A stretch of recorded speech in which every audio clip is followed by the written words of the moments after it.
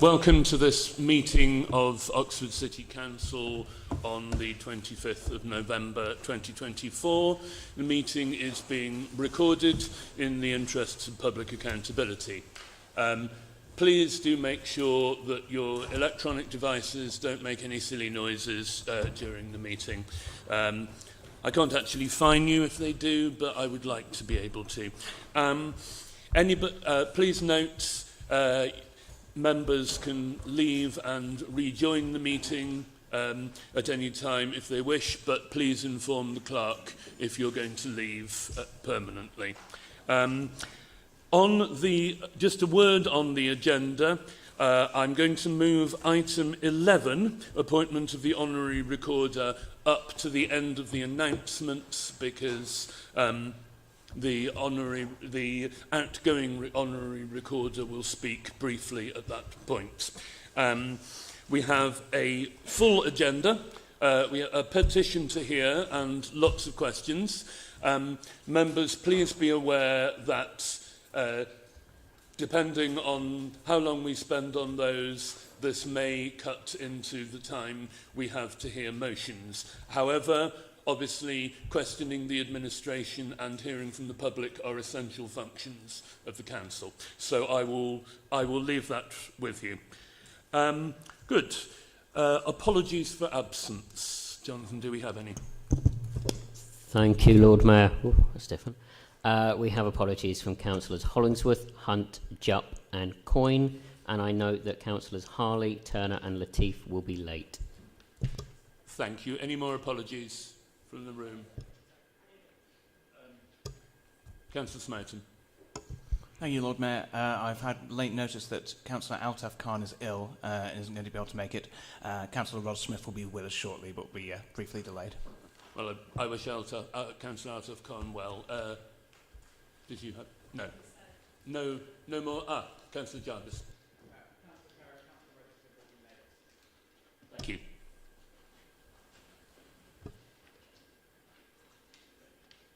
Are there any declarations of interest? Councillor Gant. Thank you, Lord Mayor. After discussions with the monitoring officer, I'd like to declare an interest in respect of my role in the County Council in respect of item 16 and items 19A, 19B, 19C, 19D, 19E and 19F. Thank you, Councillor Gant, and I'm pleased to see a member. Sorry. I'm pleased to see a councillor who has so much interest in the agenda. Councillor Brown. Thank you, Lord Mayor. I haven't got quite such extensive interests as Councillor Gant, it appears, but I would like to declare an interest in item C, the motion on notice about promoting free shuttle buses. I have taken advice from the monitoring officer who assures me I do not have a pecuniary interest, although I am an employee of Oxford University Hospitals, I am not a decision maker in any shape or form when it comes to transport issues, and the potential beneficiary does not constitute a pecuniary interest. Nonetheless, should we reach that item on the agenda, I will withdraw from the chamber and not take part in the vote because I feel that it would be a better way of approaching it. Thank you, Councillor Brown. Emma, as legal officer. Thank you, Lord Mayor. Councillor Gant, just to clarify, I understand that you will be leaving the room for those items and not taking part. Yes, I apologise for omitting that. That's correct, yes. Thank you, Councillor Gant. Are there any further declarations of interest? Seeing none, minutes... Councillor Clarkson. I don't know whether I should declare this or not, but there's a question from Councillor Raymond relating to Foxwell Drive and Ruskin College land. That's very close to where I live. I know it's just a question, but I just thought I should raise it in case. Emma, do you have a view?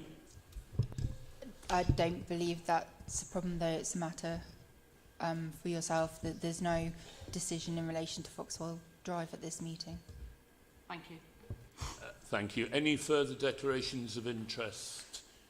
Seeing none, we are asked to agree the meeting of the ordinary meeting of council held on the 7th of October. Does anybody have any corrections to make to the minutes? Seeing none, can we please approve the minutes as a correct record? All those in favour? Aye. I think that's everybody. Good. Committees, I am informed that there are none. Announcements, I will be brief and say two things only. First of all, that it was, of course, an honour to introduce the Remembrance Day service as the Lord Mayor does every year, and also to welcome the representatives of the majority of our twin cities. The best thing we can do, as I said at the time, to remember those who have given their lives is to safeguard and spread the peace that they won. And in that context, I wish heartily that we will be able to welcome a representative of Ramallah sooner rather than later. The second brief announcement is that there is an open evening at as we speak at the museum downstairs, so any member who wishes to go there in their tea break will be most welcome. Sheriff, do you have any announcements? No, I don't, Lord Mayor. Leader? No, nothing from me, Lord Mayor. Chief Exec? No. Monitoring Officer, Finance Officer? No. Good. We have... Yes. My apologies. City Rector. Thank you very much, Lord Mayor. Good evening, everybody. I couldn't help but hum to myself, love is just like a merry-go-round, all the fun of the fair. Any of us remember Puppet on a String? Yes, generation thing. Did win the Eurovision Song Contest 1967. I think Broad Street looks fantastic. And well done, if I may say, and thank you to everybody who's organised that. But this morning I was with a young person who is not in a great place, and we talked through the normal things of how we handle that. And I said, have you ever thought of the old thing of saying thank you for 3 things at the end of each day? Just little things. And she said, I already do my gratitude list. Now, this is Thanksgiving week for many across the world, and this young lady from America, she knew what it was to have a gratitude list that she texted to a friend in Durham each day.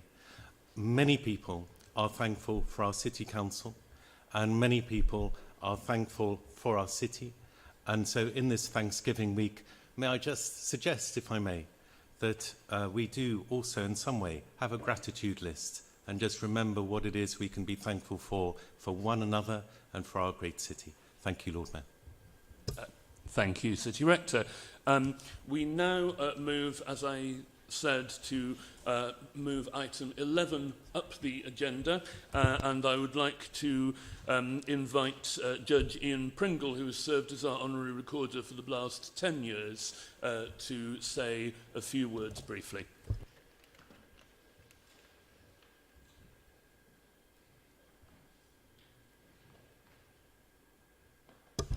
Your Honour. Lord Mayor, officers of Oxford City Council and councillors, about 10 years and a month ago, you were foolish enough to vote me in to be your honorary recorder. Foolish because you hadn't worked out that actually I went to the other place. However, conversion has taken place. And I was seen cheering for Oxford University when they scored a try against Cambridge at Twickenham. It's been an honour and privilege to be your recorder over this period of time. The thing I will always remember is Remembrance Sunday and joining with so many others in that occasion. I'm tempted to say as a lawyer, I'm going to produce Exhibit 1, but Judge Maria Lamb took over the post as resident judge in Oxford a month or so ago. She's absolutely cracking. You're going to love her. And I hope that you will take great pleasure in voting her in as my successor. The first female resident judge Oxford has ever had, and the first female honorary recorder you've ever had. Thank you very much, Lord Mayor.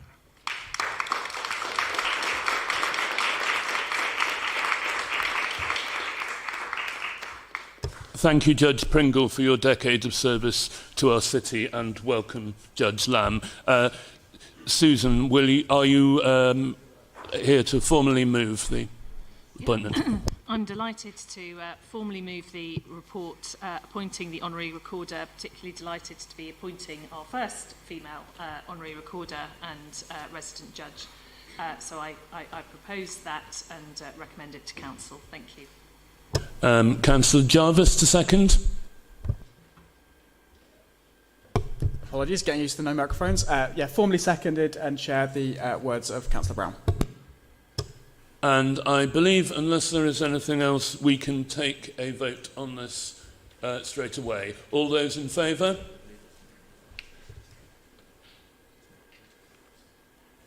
That is, I'm informed, unanimous. Thank you. Thank you all.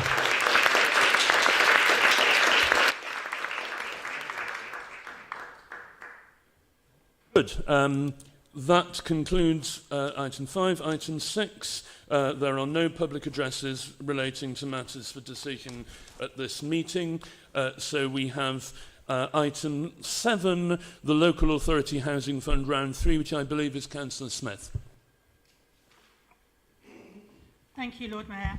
I'm asking Council to agree this report and make available the required budget provision and agree the necessary project approval and delegations to enable us to proceed with entering into the Local Authority Housing Fund Round 3. The fund will provide this Council with up to £849,000 of government funding, which we will match with up to £1,061,000 from our housing revenue account in order to purchase at least 5 new properties, which will be wholly owned by the City Council. 3 of these properties will initially be let at an affordable rent to families who have arrived in the UK under the government's Afghan Citizens Resettlement Scheme. Whenever these initial tenancies come to an end, the properties will form part of our general housing stock and will be available for this council to allocate to any local families, households in housing need. The remaining 2 properties will be used as temporary accommodation for homeless households who we have a duty to accommodate. We're currently experiencing unprecedented demand for temporary accommodation in this city, and these 2 extra units will help relieve some of that pressure. So I'm recommending this report to Council because this funding opportunity represents a good deal for the HRA, a good opportunity to grow our property portfolio to meet future housing needs. It's also consistent with the desire of this Council to support refugee resettlement where we can. It builds on our previous work to directly support 57 refugee families who are now calling Oxford home. And it's also in line with our commitment to becoming a Council of Sanctuary, an official accreditation which I hope we will be able to lay claim to very soon. Thank you. Thank you, Councillor Smith. Do I have a seconder? Councillor Upton, do you wish to speak now? Are there any councillors wishing to make points on this item? Councillor Malik. Thank you very much. It's too late, but it's still welcome because it's taken a very long time for the Afghan refugee to be houses instead of the other refugees have taken place above them. So I welcome this report. Thank you very much. Any other councillors wishing to speak? Seeing none, we will take a vote on the proposal. We recommended to approve the allocation of capital budget from the housing revenue account, which is a mixture of HRA borrowing and grant, as the papers state. All those in favour?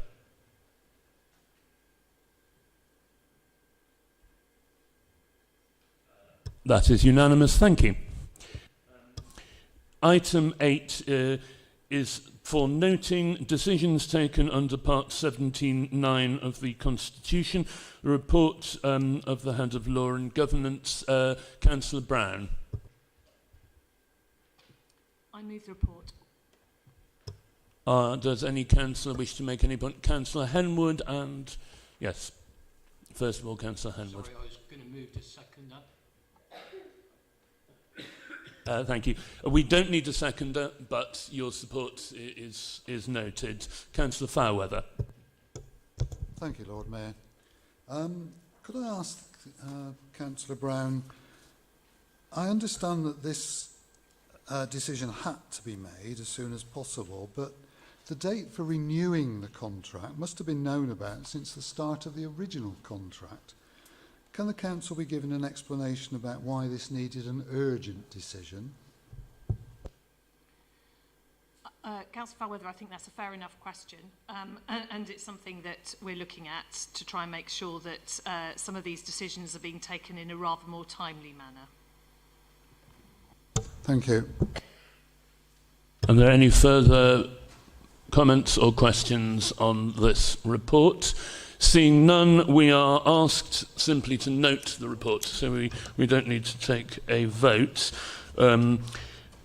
Item 9 is extension of term for appointments of independent persons, which is to be moved by the chair of the Standards Committee. Councillor Diggins. I move the report. Thank you. Do we have a seconder? Councillor Smith, thank you very much. Are there any further comments or questions on the report? Seeing none, we are asked to authorise the monitoring officer to extend the terms of office of the council's independent persons for a further 4 months. Can I see all those in favour?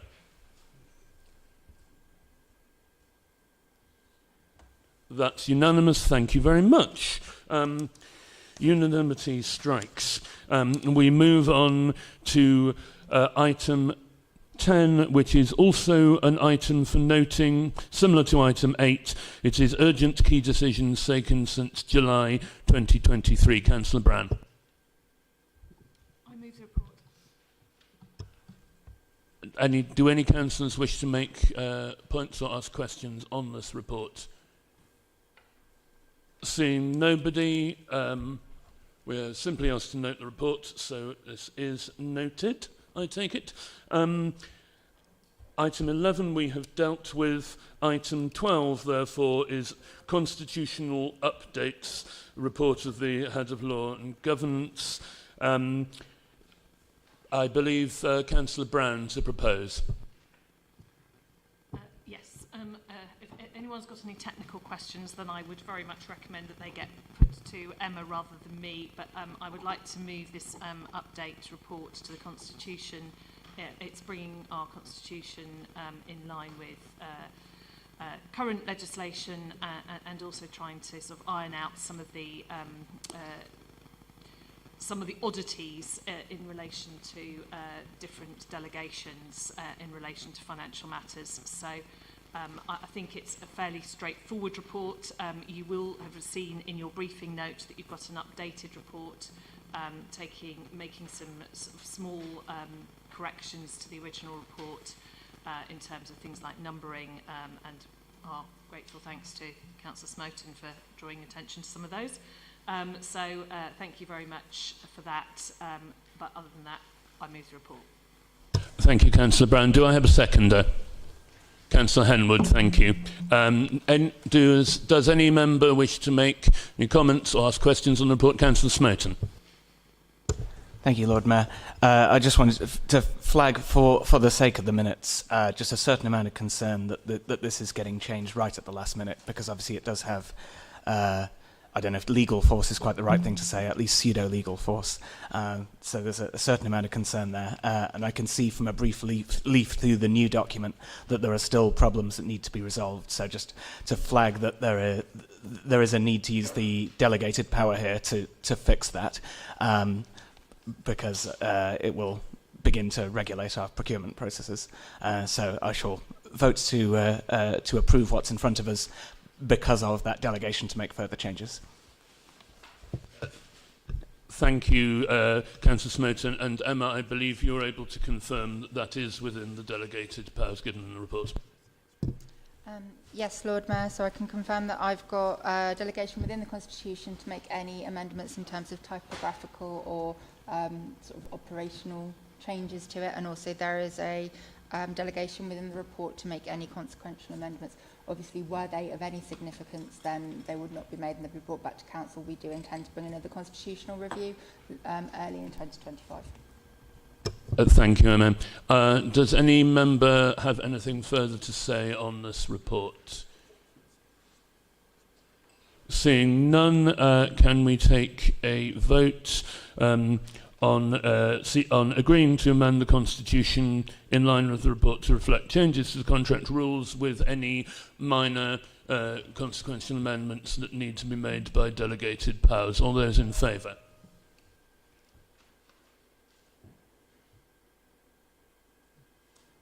I think that's unanimous. Thank you very much. Good.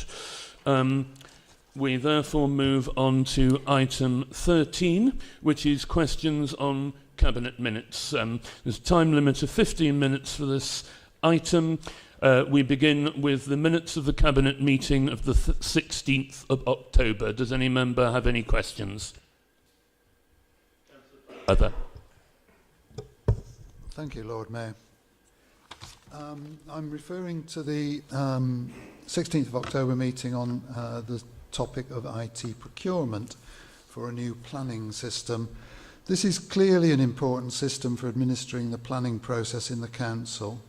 Can the leader or Cabinet member tell the Council what steps have been undertaken to ensure a proper evaluation, procurement and implementation process is in place for this project? Have all the weaknesses identified in the Learning Lessons report into the QL fiasco been incorporated into the process for this proposed new system? Who is answering this? Councillor Brown, I see you moving. Councillor Chapman? Yeah, I mean, Councillor Upton was the proposer of this at Cabinet because I was in hospital at the time, but it was very much a joint proposal. It was a joint proposal from us both. You ask about the lessons learned, and that's a very fair point, Councillor Fairweather. I think the word fiasco is a bit of an exaggeration, given this is now a working system, which is doing an awful lot of very good things, so I'll just pass on that. But having said that, we have learned the lessons. I mean, there's been a lot of strengthening of both project management, the procurement process, and making sure the right departments in the Council are involved in implementation, making sure that IT in particular is even more heavily involved than in the last time. So I'm confident, and in fact, I can give you assurance because we've put together and put in place a number of very complicated IT systems since QL, and none of the issues that arose in QL have arisen in context of these. So I think our record is now starting to speak louder than my words, and therefore I think that should give you some assurance. Thank you. Thank you, Councillor Chapman. Any further questions on the 16th of October minutes? Councillor Miles. Yeah, thank you. Just with respect to the land at Foxwell Drive, we had a scrutiny meeting, special meeting, where this was discussed. Is that the correct? Are we referring to the? Is that the correct date? Yeah. But what came out of that was just the fact that there's perhaps an opportunity for Cabinet to occasionally, where appropriate, invite members of from the opposition who may be relevant for a particular decision like that to come to the Cabinet meeting. I just wonder whether that's something that could be explored in the future, so that perhaps would maybe resolve or any questions that might lead to call-ins, let's say, and in the process going forward. Am I referring to the correct date meeting? Yeah. I believe so, and that sounds like a question for the leader. It does. I mean, I'm always happy to have discussions discussions with any member of this chamber on any issue. We do also have an opportunity through regular meetings with all the different group leaders to discuss items at that particular forum. There are also opportunities on the Cabinet agenda for people to address the Cabinet on any item that's on the agenda, or even items that are not on the agenda. So I do think there are plenty of opportunities there. I will, without fully understanding exactly what the issue is that Councillor Miles is trying to get to here, I'm happy to discuss that separately with her and see if there's anything else that we need to be doing. Thank you, Councillor Brown. Any further questions on the 16th of October? Seeing none, are there any questions on the Cabinet meeting held on the 13th of November? Councillor Smoten. Thank you very much, Lord Mayor. It's Smoten, by the way. Rhymes with Snowden. My apologies. Worth saying now. Another 6 months in the term. 2 questions from me. One is corporate debt policy. So the paper on the corporate debt policy is not explicit about this, but it strongly suggests that one of the goals of the policy is to reduce debt arrears, including those arrears attributed to individual debtors. Can we first of all confirm if that is a goal? And if it is, then what category of individuals will be facing more vigorous debt collection as a result of the policy? And how do we propose to achieve increased collection without causing significant financial strain to the people involved? And second question relates to furnished tenancies. So it seems from the paper before Cabinet that the current situation is that if one does take advantage of that and rent furnishings, then you have 2 choices, one of which is to continue paying that additional, it's not rent, it is an additional service charge, which manifests itself like rent, to keep paying that indefinitely, or to amass a lump sum so that one is then able to buy one's own stuff and get out of that. Was any consideration given to some sort of hire purchase situation in order to enable tenants to eventually get out of that regime in a way which doesn't require them to have capital on hand in order to stop paying that additional service charge? Councillor Smith?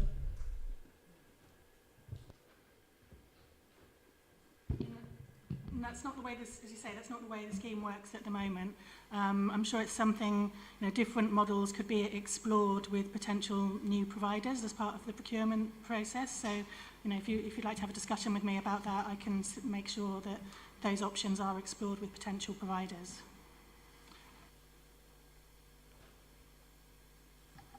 Thank you. Councillor Chapman was signalling part of the question might relate to his brief. That's quite correct, Lord Mayor, yes. Clearly, we want to reduce individual debt to the council and also debt by businesses as well. That's definitely part of the aim. But what the paper makes clear is a distinction between those people who can pay and won't pay, and therefore I think in those cases we need to bring the full force of everything we can upon them in order to ensure they do. Sometimes that means going to court. Sometimes it means many conversations. But we mustn't be seen to be easy about that, because it's part of our statutory responsibility as councillors and cabinet members to make sure that we do recover as much debt as possible. This is public money, and therefore we need to be really careful about that. I distinguish those people from those people who would like to pay but just can't pay. And that's quite a large group of people who are in debt to us, particularly in council house rent, council tax arrears and areas of that kind. And there, I think we need to work really closely with them to put in place debt repayment plans, maybe quite small amounts per week or per month, which enable them to reduce that debt over time. And to avoid, wherever we can, evicting people, let's say, from their council houses, because all that will do will put them on the homelessness waiting list, and they'll come back in another guise seeking our support and services. So that's the distinction between those who can and won't, those who would like to but can't, and I think that's really at the heart of this particular policy, and we spent a lot of time in Cabinet discussing that. Any further questions on the 13th of November minutes? Seeing none, that concludes questions on Cabinet minutes. We move on to item 14, questions on notice from members of Council. We begin with SB1 from Councillor Henwood. Do you have a supplementary? I thank the leader for the response. I have no supplementary. SB2, Councillor Henwood, do you have a supplementary? Yes, I do. The Inspectorate states in their report that net commuting into Oxford in 2011 was 29,000 and in 2021 was 18,900, both of which are considerably higher than the figure used in the HENA. I refer to page 10, items 7 and 58. The further introduction of bus gates, the ZES, the ANPR cameras and the LTN scheme is likely to drive down commuting further and significantly impact the HENA. It is clear that without commuting, projected housing need cannot be met. Will the leader of the council now admit that connectivity and housing need are inherently linked, and how will the leader improve communication and commuter links to Oxford, taking into account the failure of the Oxford local plan? Thank you, Lord Mayor. Councillor Brown. Yeah, I'm sorry, I really struggled to hear what Councillor Henwood was actually saying there. I have to say, I think the microphones are not performing particularly well at this council. But if I understood him correctly, he was suggesting that there is a connection between housing provision and transport needs, which I think everyone in this chamber would completely accept. The point is that we have a drastic shortage of housing, particularly affordable housing, which is a point we were making in our local plan, and which, unfortunately, for reasons that I really don't fully understand, the planning inspector failed to accept, even though the government has fully accepted the fact that our housing need is much greater than that the planning inspector was recommending us to. And of course, as long as the housing need is not being met, then people will be travelling for ever increasing distances to our city. So yes, connectivity is incredibly important, but it is also true to say that in a city, you will always have people travelling to employment because they are centres of employment. So it is important that employment sites are near transport centres. So, for instance, around stations, bus connectivity, park and rides are all measures of bringing people in on public transport to participate in our local economy, which, as you all know, is thriving and is a very strong and fast-growing economy. So it's very, very important that we are planning the housing and the transport connectivity to go alongside it. Question SB3, Councillor Yateman, do you have a supplementary? Yes, please. If I could just have some clarity on how the council will be reaching out to individuals, and also whether those details can be shared with the ward councillors so that we can maybe speak to our constituents personally. Councillor Brown. Yes, my understanding is that we have been contacting everyone we can who we think might be able to benefit from Household Support Fund, and I'm sure that people would be happy to correspond with Councillor Yateman to point him to how he can point his constituents to further help. SB4, Councillor Yateman, do you have a supplementary? I do, yes. Could the council please give assurance that a change of this significance in terms of working hours would be a full council decision and not a cabinet decision? Councillor Brown. There are no current plans to move to a 4-day working week, but I'm sure if there were, it would be subject to a great deal of discussion with not just full council, but also with our staff. Question SB5, Councillor Powell, do you have a supplementary? Yes, please. Thank you to the leader for her response. I agree entirely with everything she said. As many of us will know, postal services continue to be a real problem for residents across Oxford. So I simply want to ask, will she undertake to keep doing all that she can, accepting that some of it's not under our control, to ensure that the residents of Oxford receive the best possible postal service, because what we have right now is not acceptable. Yeah. Councillor Brown. Thanks, sorry, Lord Mayor. Yes, I'd like to thank Councillor Powell for his questions and his correspondence on this issue.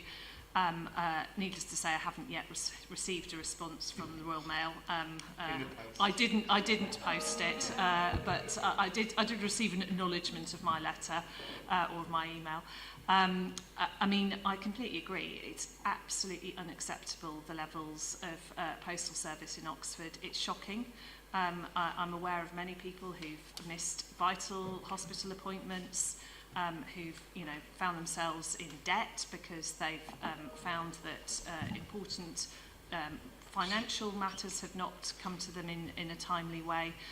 So it is a really, really poor service. We know it's a national issue, but it does seem to be particularly acute in some parts of Oxford. And it is just some parts. I mean, other parts are actually still receiving a reasonable service. So it does suggest to me that there are things that Royal Mail could do about it, including sort of actually circulating some of the staff a bit more around the city.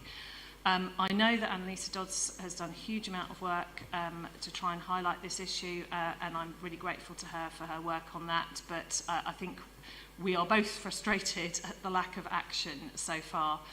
We will continue to pursue it. Question SB6, Councillor Powell, do you have a supplementary? No, thank you. And SB7, do you have a supplementary? No, thank you. Question ET1, Councillor Miles, do you have a supplementary?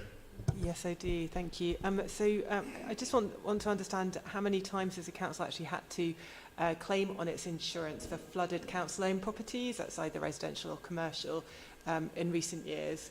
And do we have reserves set aside to cover the costs of any repairs and remediation before any insurance payout, if there is such flooding? Because I think it's noted in the written response that there is property insurance which may be possible to claim on in the event of flooding. Thank you. Councillor Turner. Yeah, apologies I was late, everyone. It won't surprise the councillor to know that I don't, off the top of my head, have a list of all the insurance claims pursued by the council, whether to flooding or anything else, but I can probably ask wise people who do and share what we can. In terms of reserves, I mean, if we claim on our insurance, then the insurance would pay. I'm not sure I completely get the gist of the question, but if you'd like to clarify it over email, then I'm sure we can get whatever information about this would be useful. Question ET2, Councillor Rahman, do you have a supplementary? I do. Thank you. So it's very much the standard time, but I actually asked what the benefit was. But you've just said it's standard time and no benefit. Surely with a land that has planning permission is worth more than land without. So if a developer was to ask the council for access or agreement with planning permission, be in a stronger position, but I didn't see the benefits that I asked for benefits and you haven't stated any. Councillor Turner. Yeah, thanks to the council for clarifying it. So I think the benefit is that the council also has a degree of certainty going forward, and I suppose also someone might be inclined, simply to leave a project alone, which rather than understand the planning position in relation to a project and them doing that might not be to the benefit of the council's property. So those would be reasons. But as I say, we're talking about an option agreement. We're not talking about a decision. That will necessarily be exercised at this point. So we'll just have to see. And then lastly, I think on the sort of commercial side of things, it's quite important. I've always felt this, that councillors provide political guidance, but they're guided by expert officer advice. I'm not a sort of quantities surveyor, and nor am I a property lawyer. And so, you know, when there's a point of principle, then as an administration we should give political guidance, and that's what we do. That's what we've done here, which is to say that if there was a planning application approved, then we would be content to see the sale of the land in question. But the exact points about timing and the nature of the transaction, quite properly we are advised by our expert officers. Question ET3, Councillor Rahman, do you have a supplementary? Yes, I do. So thanks for the response to the first one as well. At the time of when the application went through, all of the project was going to be funded by an external grant. When you said that you were looking to secure additional funding, is that for the whole project or partial project? What's the target? Councillor Turner. The whole project. Question AR1, Councillor Henwood, do you have a supplementary? No supplementary, Lord. Question AR2, do you have a supplementary? Yes, I do. So the towpath is the responsibility of the county council. The river is the responsibility of the city. I'm a little bit concerned why there's a two-tier policy towards boat owners in this. Okay, so Councillor Elton. thank you. So there's sort of two bits to this. So the actual legal legislation is very much about buildings with chimneys, and boats are not buildings with chimneys. In order to change, in order to expand the SEA to include boats and not just buildings with chimneys, would have needed different. It would have needed a different sort of legal route to do so, which we didn't think was worth doing. The other point is that it's sort of about options, really. So there's a very good 2018 DEFRA study about who burns wood and why, usually in buildings. And certainly in a place like Oxford, people burning wood inside buildings with chimneys are tending to do so for I will say vibes reasons, because they like it, not because they do not have another source of heating. However, when it comes to moored boats, that is not the case. There are very limited options for how you can heat such dwellings. So including boat dwellers at this point, when there were basically no options really, no viable options on the table for them to change, basically feels a bit like punching down, which is why we did not take the extra legal step to include them at this point. Question AR3, do you have a supplementary, Councillor Henwood?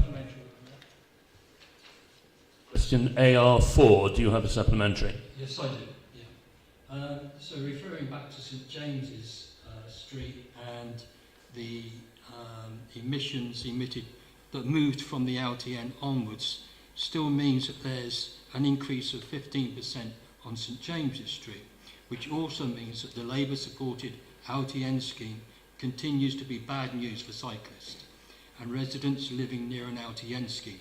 Investigations by the IOA's Judith Harley has gone into the accuracy of the measuring of these filters and has identified a tolerance of plus minus 5%, which could mean that St James's Street could be as high as 20%. To make the city cleaner, a lower life expectancy in areas such as Blackbird Leys, Littlemore and Rose Hill is likely to increase as more traffic from the city is pushed onto the ring road near these residential areas. Why is Labour Group determined to pursue policies of inequality in the detriment of these poorer communities? I'm not entirely sure that was a supplementary question, but Councillor Railton, do you have a response? Yes, Lord Mayor. Okay, so there's various bits here. So, what has happened here is cherry picking of a single figure from a single year, and then just sort of ignoring everything else. I think you do have to take things in the entire context. You can't just pick a single diffusion tube on a single road on a single year and just completely disregard what's happened on the other 126 of them. So, even on James Street, When you look at the 2023 figures, it's gone back down again. You know, and also I think, you know, certainly when you're talking about the East Oxford LTN, you can't really discount the fact that for about 10,000 people, air quality got 20% better. And certainly, you know, if you look at the figures for 2023, not just 2022, not just a single diffusion tube, if you look at, you know, the boundary roads for all of the LTN schemes, they basically fell by exactly the same percentage on average as the rest of the city. So I think, you know, I'm a bit, yeah, there's a bit of cherry picking going on here. You know, when it comes to accuracy, I mean, it is what it is, and that's why, you know, you can't just take, you know, this is why the diffusion tubes are aggregated over an entire year and not just a single month, is to control stuff like this. And certainly, you know, you mentioned Blackbird Leys, Littlemore, Rose Hill in these. I mean, there was nothing in either the 2022 or 2023 report that it in any way suggested air quality in those places had got worse. So, yeah, I think I'll leave it there. Thank you. Question AR5, do you have a supplementary? No supplementary, Lord Mayor. Question AR6, Councillor Fairweather, do you have a supplementary? Question AR7, Councillor Rahman, do you have a supplementary?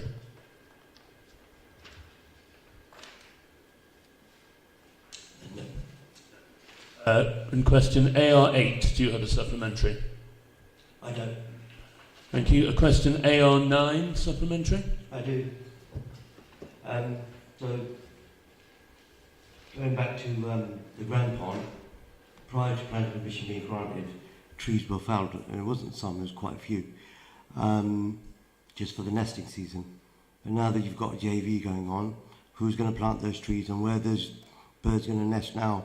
Because the presumptive method of felling the trees before contradicts what we try to aim here and have a greener and fairer city. There's no guarantee of that funding, and how long are those trees? How long is it going to take before those trees come back? Councillor Ailton. Okay, so the trees in question were self-seeded around 40 years ago when the Grand Pond, I guess, gasworks was basically decommissioned and capped. You know, this is intensely contaminated land, which has basically a very large amount of clay dumped on top of it. So, you know, this is where these trees have come from.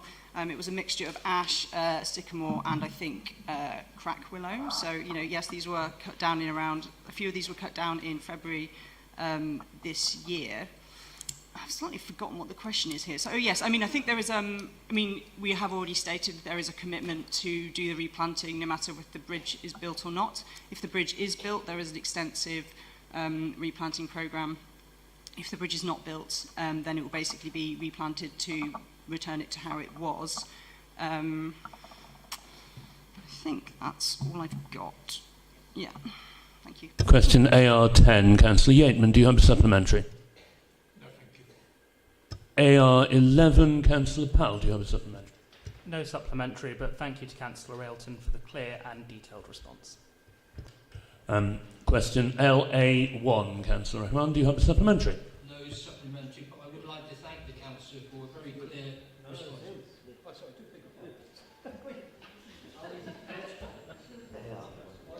LA1, sorry. We have spot places quite yet. I do have one thing to say, that if my questions don't get answered, I'll just keep asking them again and again. So I would just, with respect, say that if we asked a question, instead of just giving an answer, you answer the question instead of just saying something. So to Councillor Arshad, thank you, and I'll contact you by email to arrange some stuff. Thank you. Thanks. That wasn't a question, so I'm not going to ask Councillor Arshad for an answer. In the minutes, I have no question LA2. Is that a typo? Officers, thank you. The question is down as LA3. Councillor Mundy, do you have a supplementary? Apologies, LA3? LA3, do you have a supplementary? Yeah, I have a supplementary. Councillor Arshad, would you be able to discuss whether you think there's sufficient training for the use of defibs among the population? Thank you. Councillor Arshad.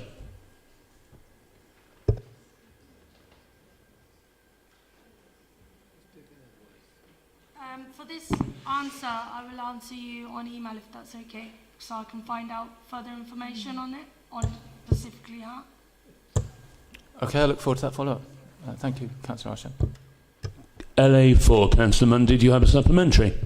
Yes, I do. So, Councillor Arshad will be aware of the recent news from the government's own figures that 100,000 pensioners are expected to fall into poverty by the end of the decade due to the changes to the winter fuel benefit.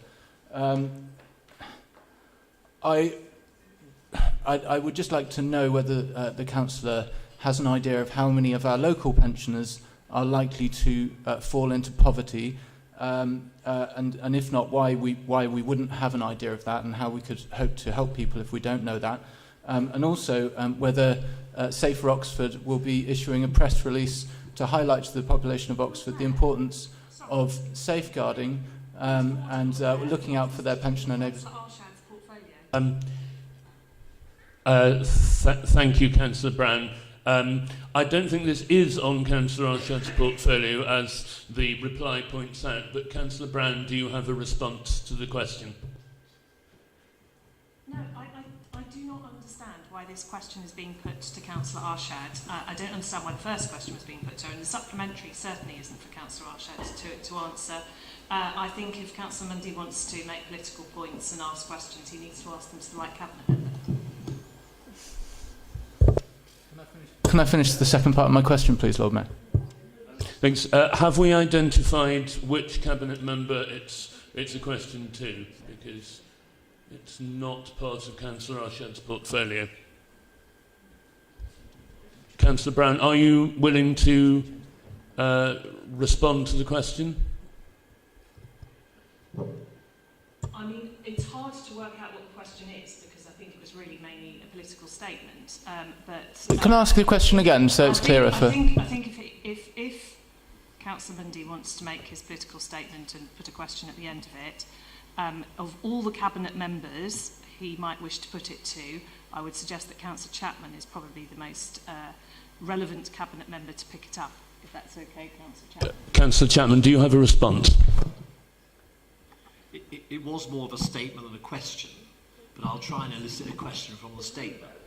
I'd just like to know whether we have an idea of the number of pensioners in Oxford who are likely to fall into poverty by the end of the decade as a result of this cut. So That would be hard for us to discern at this point.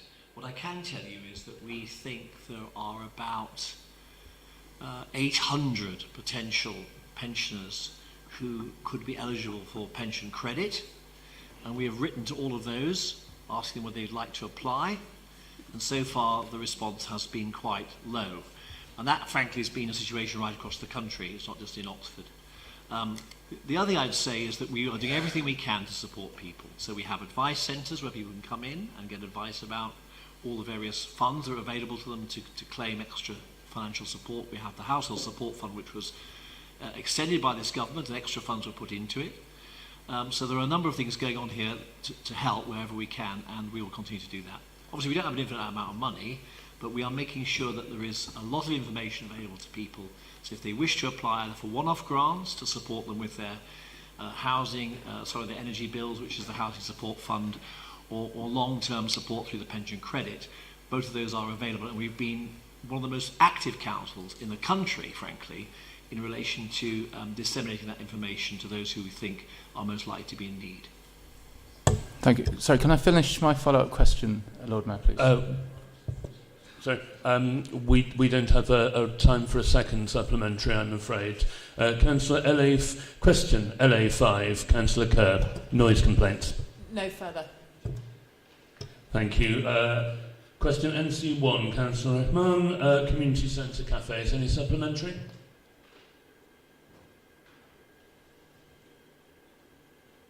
I take it that's a no. Question NC2, any supplementary? No. Thank you. Question NC3, Councillor Yatesman, any supplementary? Yes, I just want to share details regarding the controls in place between ODS and the contractor. It's a couple of times now Mr. Artwell's kind of identified concerns with it, so it'd be good to just have some visibility of what steps are being taken. Well, Councillor Chapman. I refer Councillor Yateman to the very comprehensive report that I put together on glyphosate use in the city about a year ago. But from my memory, the issues around that, these are contractors, and there are contractors obviously used to deliver the service. First of all, there's extensive training for contractors. They don't just turn up in the morning and pick up a load of glyphosate and wander around the streets and spray it everywhere. Secondly, there is highly targeted use of the spraying in the first place. So very much at individual weeds, not covering whole pavements. And regular reviews of their service. So I'm confident that we are carrying out the use of glyphosate in a responsible manner. Question NC4, Councillor Jafari Mabini. Do you have a supplementary? Yes, I do.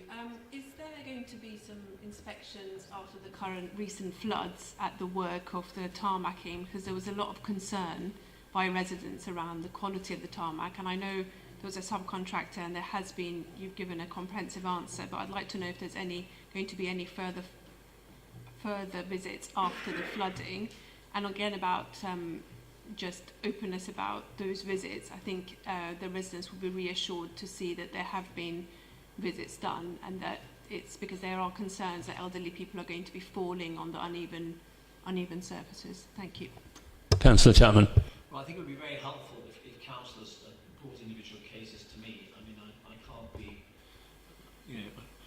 across all the individual stories right across the city, but if there are individual stories that you, council, or any other council in this chamber has where they're concerned about the effect of flooding upon recent repairs, then please bring them to my attention and I will pursue them. Point of order, Lord Mayor, regarding the to and fro that just took place about referring questions around. Can I just quickly note that the Constitution says that whilst the Cabinet members may redirect questions to one another, they aren't allowed to redirect supplementaries to one another. The reference being 1111B. I'll stop being a SWAT now. Thank you for that advice. It may be that it may be the Constitution Review should have a look at that rather than a Cabinet member having to say that a member will receive a response by email from a different Cabinet member. I accept your point, but I think it is better for public accountability to question receives an answer, whoever it may be from.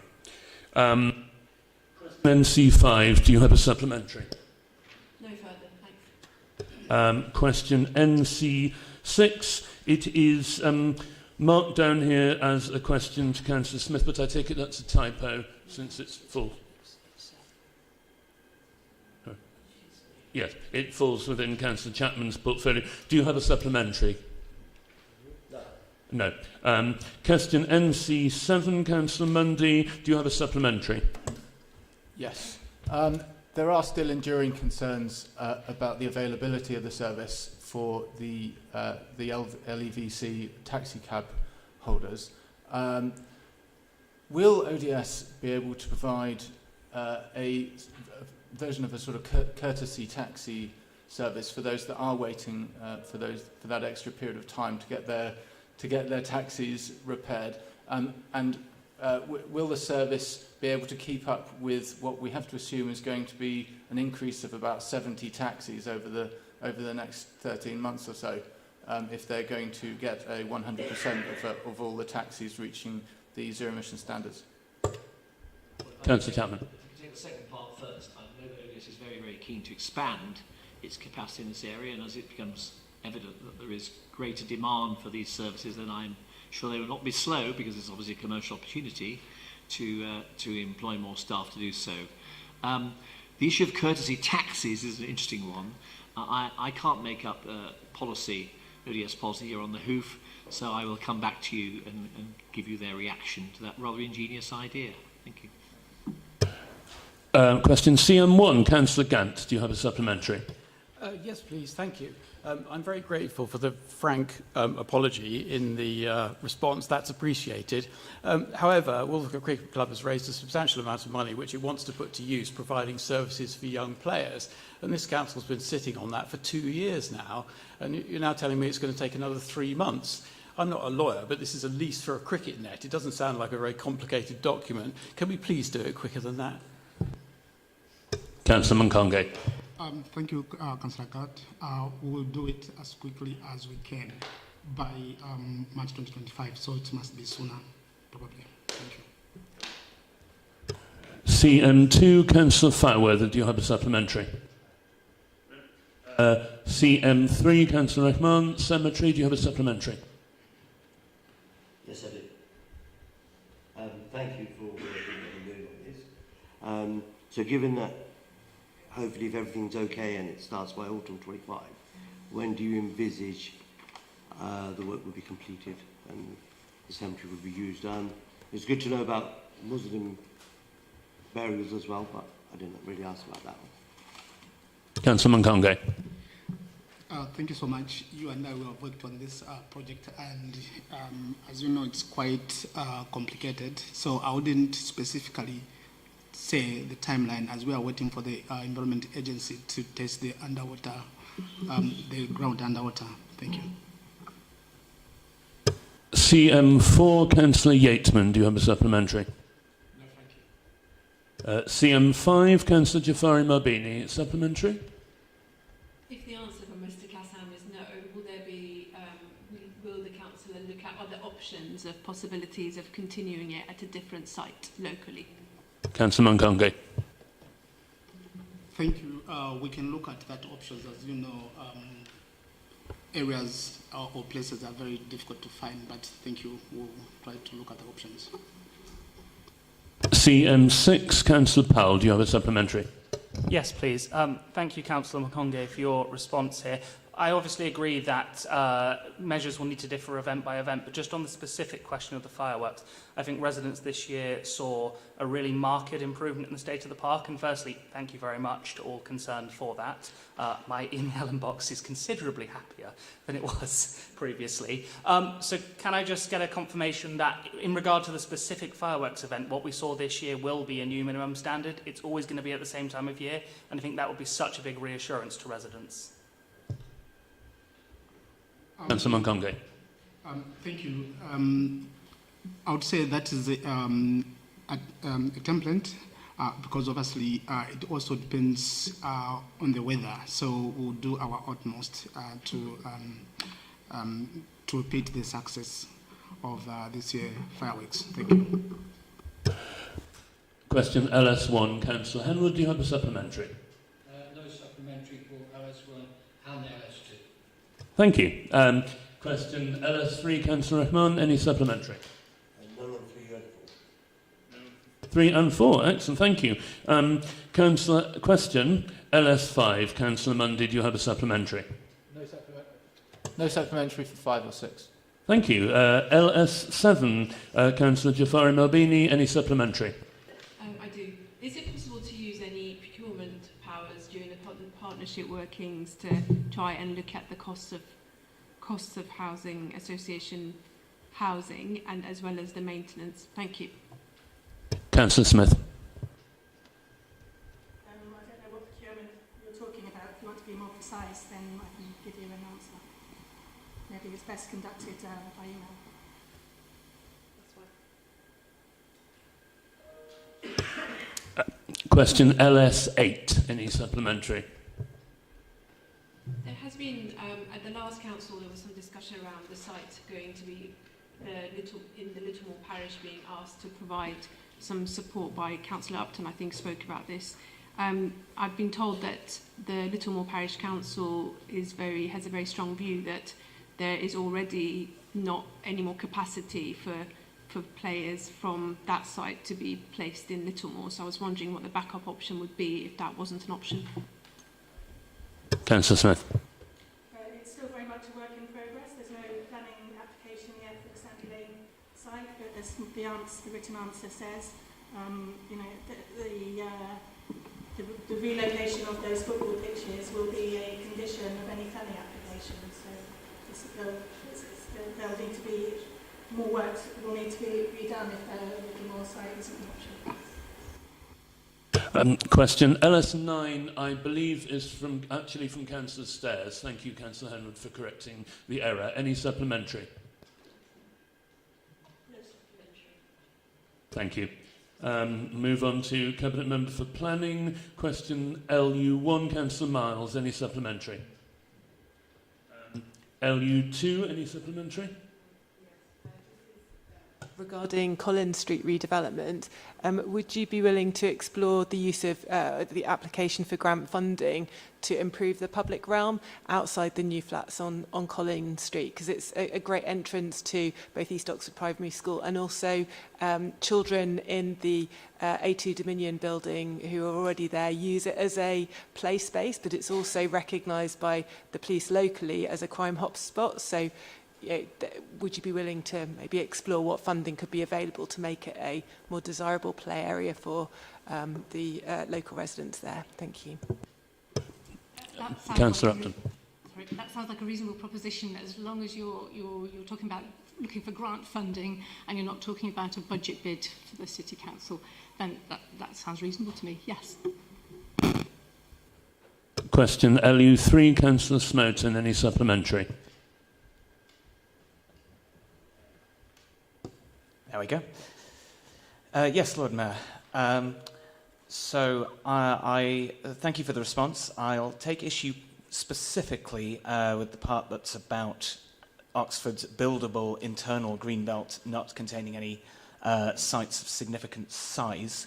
I note that in the 2017 review, we left the 60-hectare buildable non-floodplain site, which is the fields around Marston Ferry Road, on the table, and at which, if one were to spec it to low car, high density, it's a plausible site to get 4,000, 5,000 dwellings on.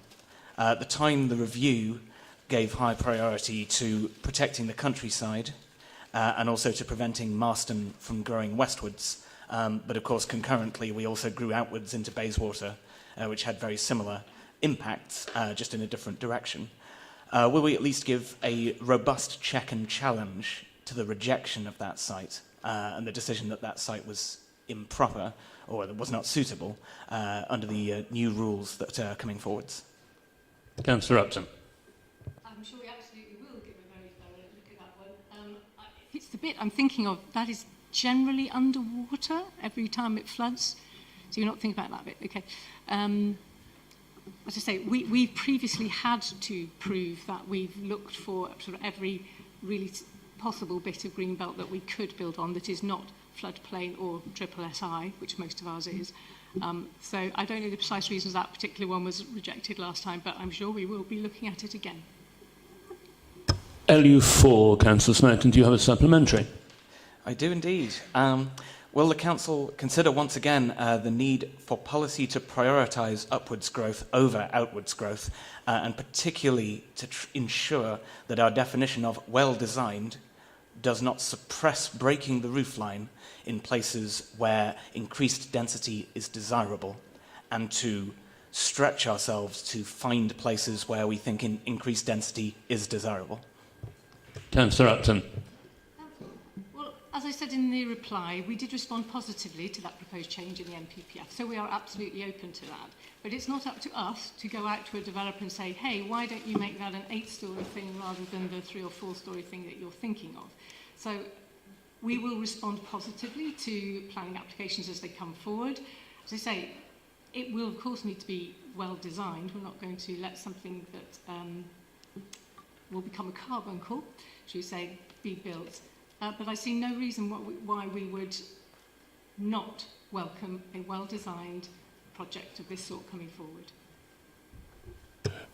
Question LU5, any supplementary? In for a penny, Lord Mayor. With the expressed intent to use the new standard method here, and with neighbours being obliged to it in the near future, and considering the Planning Inspectorate's clear steer to maximum cooperation, will the city make every effort to at least offer joint and cooperative planning on the city's immediate fringe? Councillor Upton. The city made every conceivable effort to do that up until a couple of years ago when several of our surrounding authorities walked away from negotiations about that. We'd be delighted if they will come back and talk to us. They certainly didn't when they were creating their new local plans, which they are trying to rush through before December.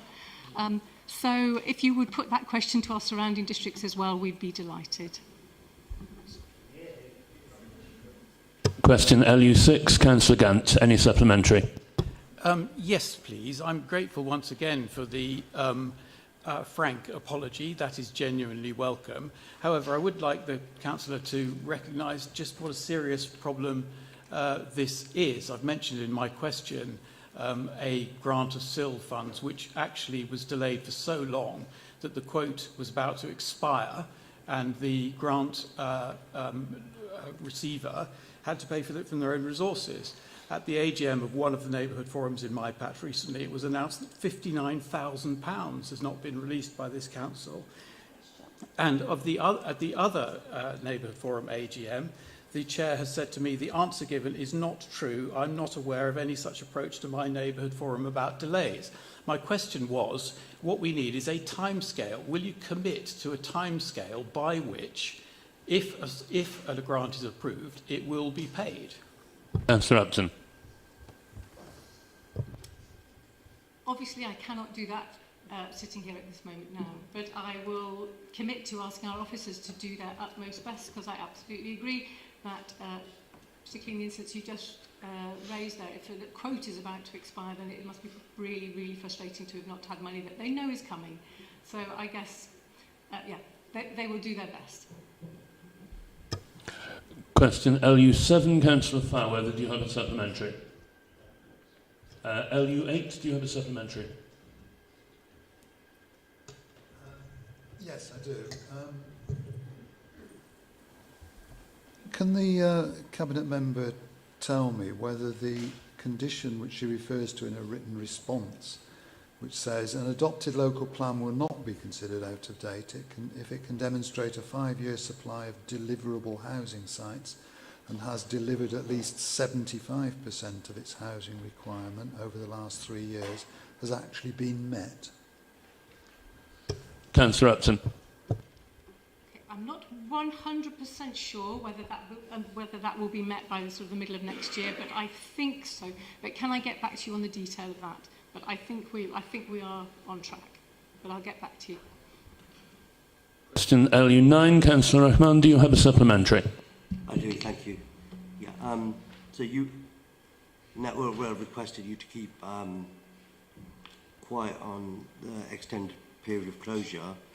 And they were going to give you some extra benefits and stuff. So I understand we're not responsible for the county council or the network or anything like that. However, when you were informed, you stated last time that they informed yourself that they were working on some improvements or some benefits that they could add. So I was just wondering, in all that time, have they shown you anything?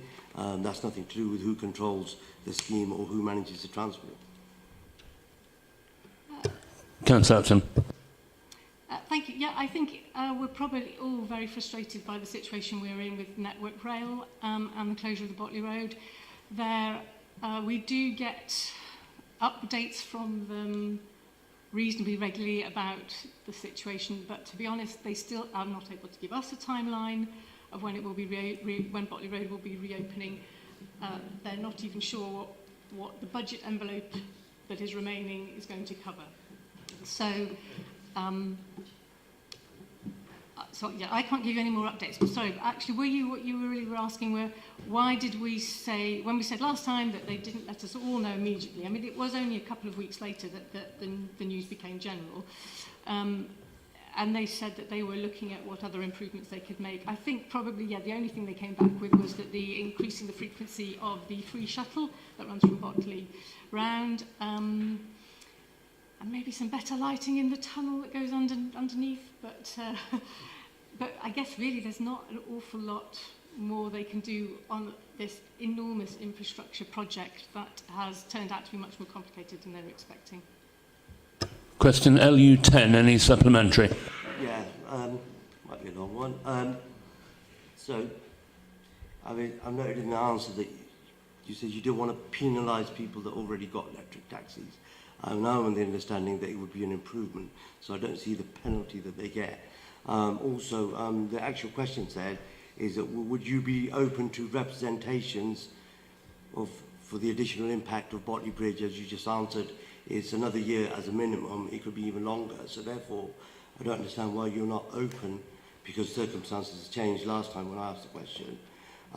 You know, now they've got another year of Botley closed. Even in the previous answer, the leader's written to the VOA to help businesses on Botley. So why don't you extend that to the last few, maybe couple of dozen taxi drivers that really struggle to change from their current taxis to electric cabs? Because we do all expect that as time's going on, they are going that way anyway. Councillor Upton. I'm afraid the decision doesn't rest with me anyway. This is something that the General Purpose Licensing Committee decides. So, yeah, I'm very happy to listen to representations, but this is something that is decided by that committee, who have discussed this several times and do really appreciate that, you know, this is difficult. But we are aware that it is becoming much more financially reasonable to switch. As you mentioned yourself, the servicing costs are becoming lower and lower. So, you know, we're having to balance improving our air quality on one side, which is about everybody's health, and sticking to our taxi licensing requirements on the other side. Sorry. Question LU11, Councillor Munn, did you have a supplementary? Yes, please. Councillor Upton, what means would we have, including through liaison with the County Council Highways Authority, to ensure fair public access to public infrastructure such as cycle racks? And what means would we have for the prevention of unfair usage, such as by businesses, as has happened in this case on Jowett Walk? Thank you. I have absolutely no idea, because it is a problem if we've got our public bike racks that we've spent a long time getting traffic regulation orders, etc., and paid for them to go in, to find that they are then filled with business bikes rather than general public's bikes. I don't think we have any legal recourse, but and then I don't sort of watching a PSPO or something. But I will talk to our licensing or regulation team, see if there's anything we can do. But my understanding there's probably is nothing. Otherwise, I think us or the county perhaps would have done something already. Question LU12, any supplementary? No supplementary for LU12 or LU25. Anticipating. Brilliant, thank you. Question LU13, Councillor Jafari Mabini, any supplementary? No supplementary, thank you. LU14, Councillor Kerr, any supplementary? No supplementary for 14, 15 or 16. Thank you. Councillor, question LU17, Councillor Henwood, any supplementary? No supplementary. LU18, any supplementary? Yes, Chair. Yes, Lord Mayor. The portfolio holder is correct. The biodiversity appraisal should be part of the planning application. The planning application also stated that follow-up reports would be gathered to study the impact of the scheme on biodiversity. Is it these reports which are not part of the original planning application that I'm referring to? So it's the follow-up reports. Councillor Upton. I don't know what happens to those kind of reports. So you say there's follow-up reports that were made after the application was approved? Yes. It's a monitoring report. I'll find out for you and, yeah, let you know. Question LU19, any supplementary?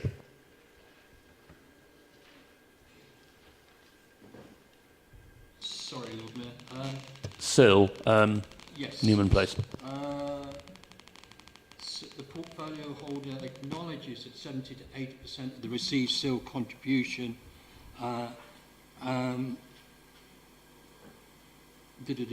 No, sorry, Lord Mayor, I'm going to retract that. No supplementary.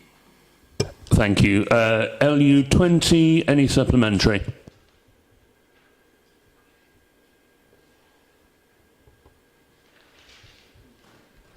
This is on S106 development funds. Actually, the portfolio holder has already answered that question in a different question. Thank you.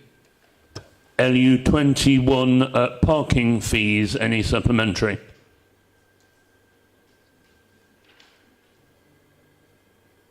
No supplementary, Lord Mayor.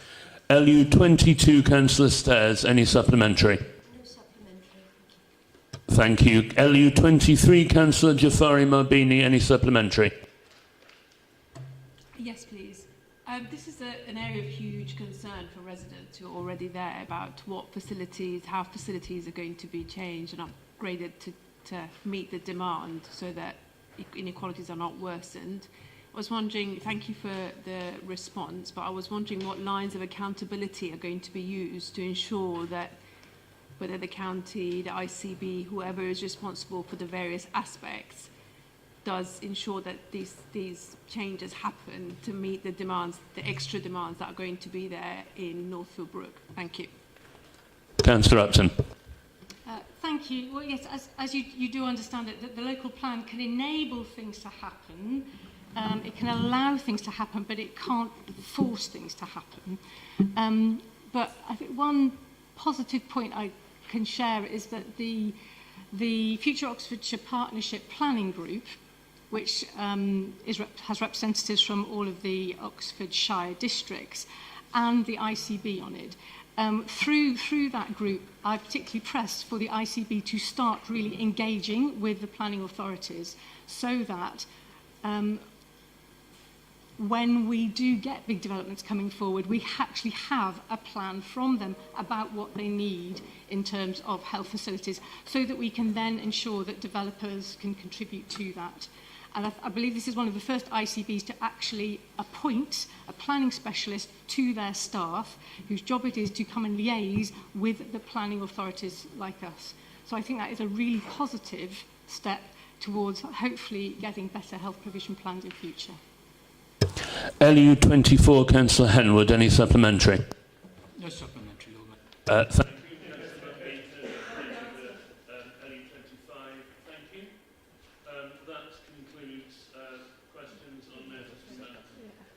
That concludes questions on notice from members of council. Well done, everybody. I suggest that we take the item 17A now before we go for a break, and I believe that is Councillor Munkonge to introduce a report from Children's Trust Board. Is that correct? Councillor Munkonge. Yes, that's me, your Lord Mayor. Members, this report in front of you is just to update for your noting the wonderful job that we have been doing as a council towards our young people. Also to report the structure of the Children Trust Board that was nearly scrapped, but it has been restated and restructured. The report in front of you outlines most of the things that we do as a council, and obviously I must emphasize that this report is in conjunction with our partners. It goes to mention, for example, the youth hub in the lease, the work that you do with Move Together, You Move, and the work that our localities managers do to our young people. So I ask you to note the report in front of you. Thank you. Thank you, Councillor. Are there any points or questions on the report? Seeing none, good.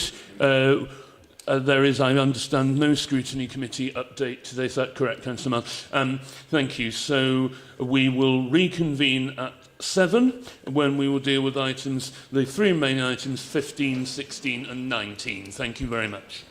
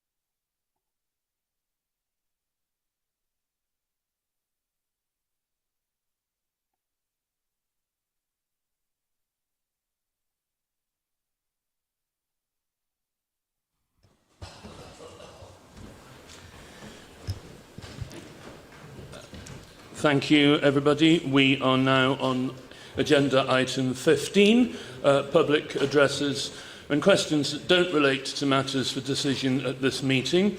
And I believe the first address is from Margaret Simpson. Do we have Margaret?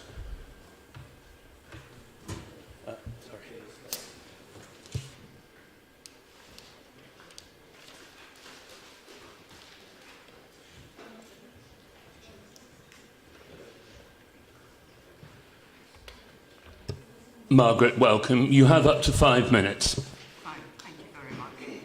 Thank you, Lord Mayor. Thank you, councillors. My name is Margaret Simpson.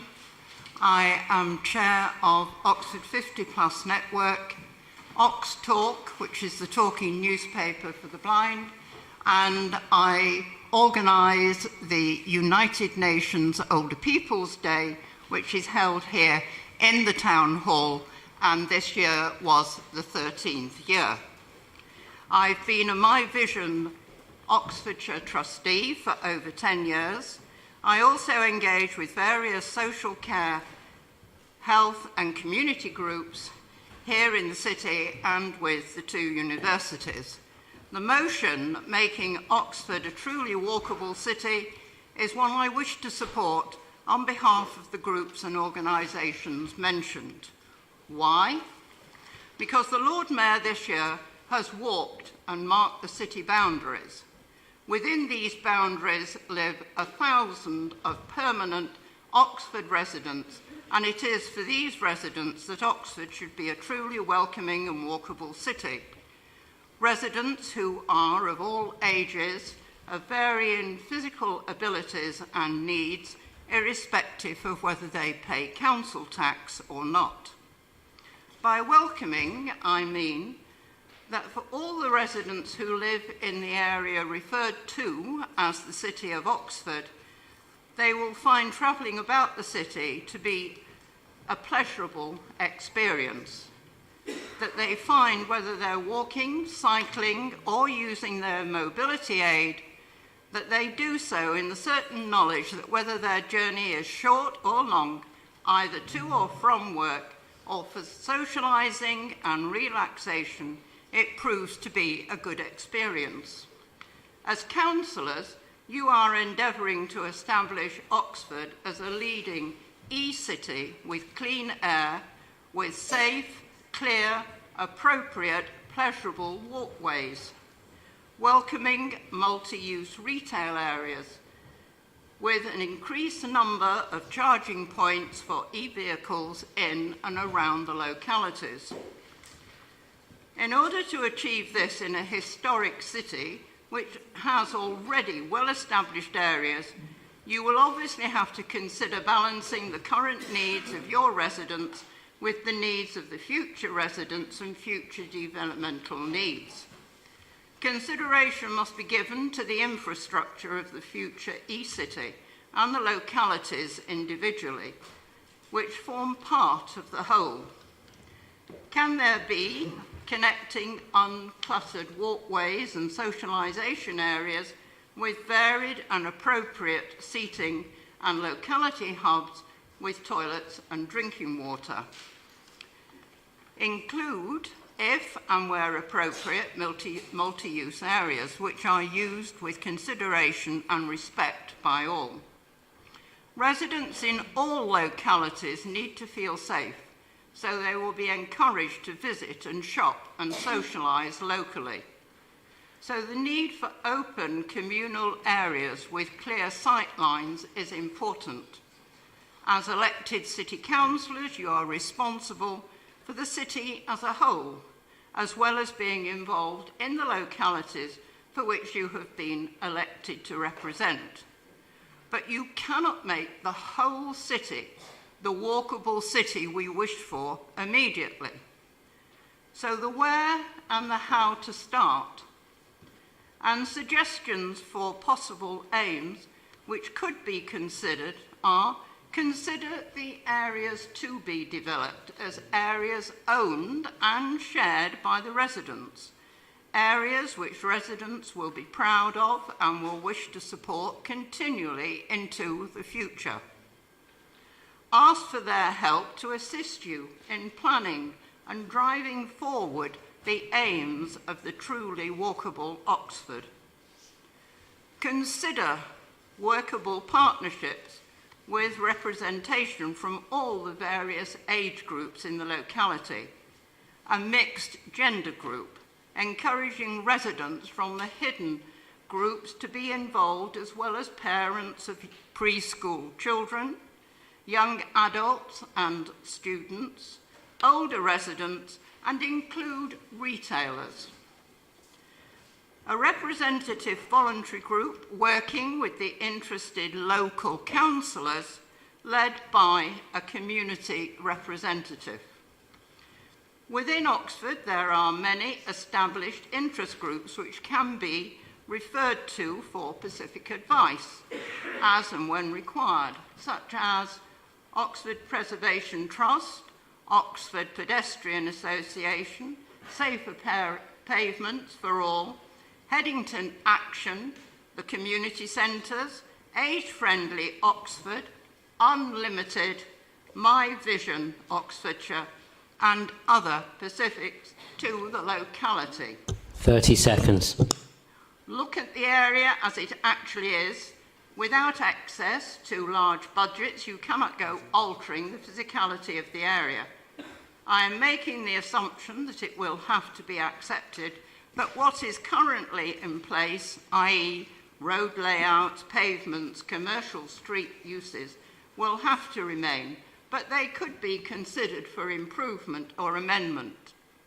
Plan to improve the appearance and usage of the area, and by that I mean improve pavement surfaces so they are safe for all to use, encourage attractive shop window displays, and clean street shop frontages, reduce unnecessary non-fixed street furniture such as A-boards and other advertising materials, and make the local area more socially aware with attractive social seating, creating relaxation. Time's up, sorry.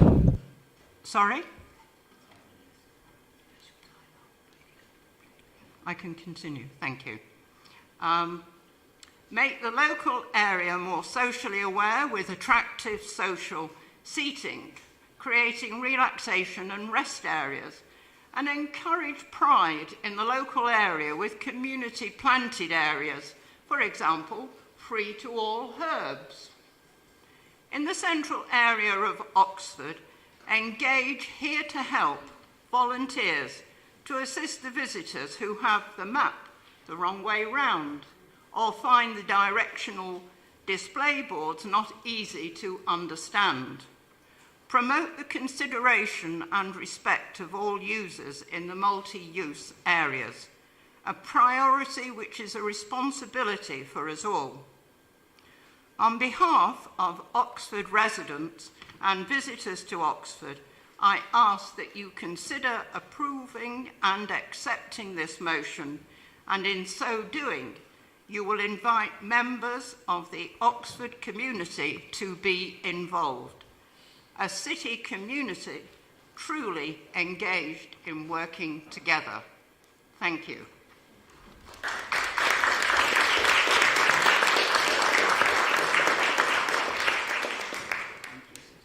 Thank you, Margaret. And do we have a response to the address? Councillor Brown. Yes, thank you, Lord Mayor, and many thanks for your address, Margaret, and for the really important work you continue to do for older people in our city. Walking and, of course, cycling are the best ways of getting around our city, and often the quickest too. The County Council is, of course, the Highways Authority and takes lead responsibility for managing Oxford's roads and pavements.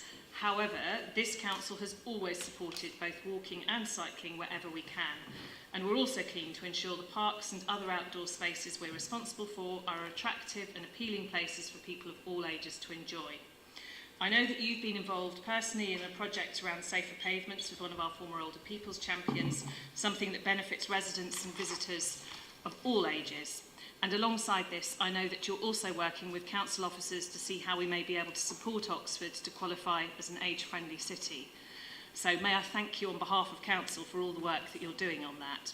Making Oxford a place more people want to and are able to walk around safely and easily is one of the ways of achieving that. So thank you very much again for your address and also for the work that you're doing. Thank you very much, Councillor Brown.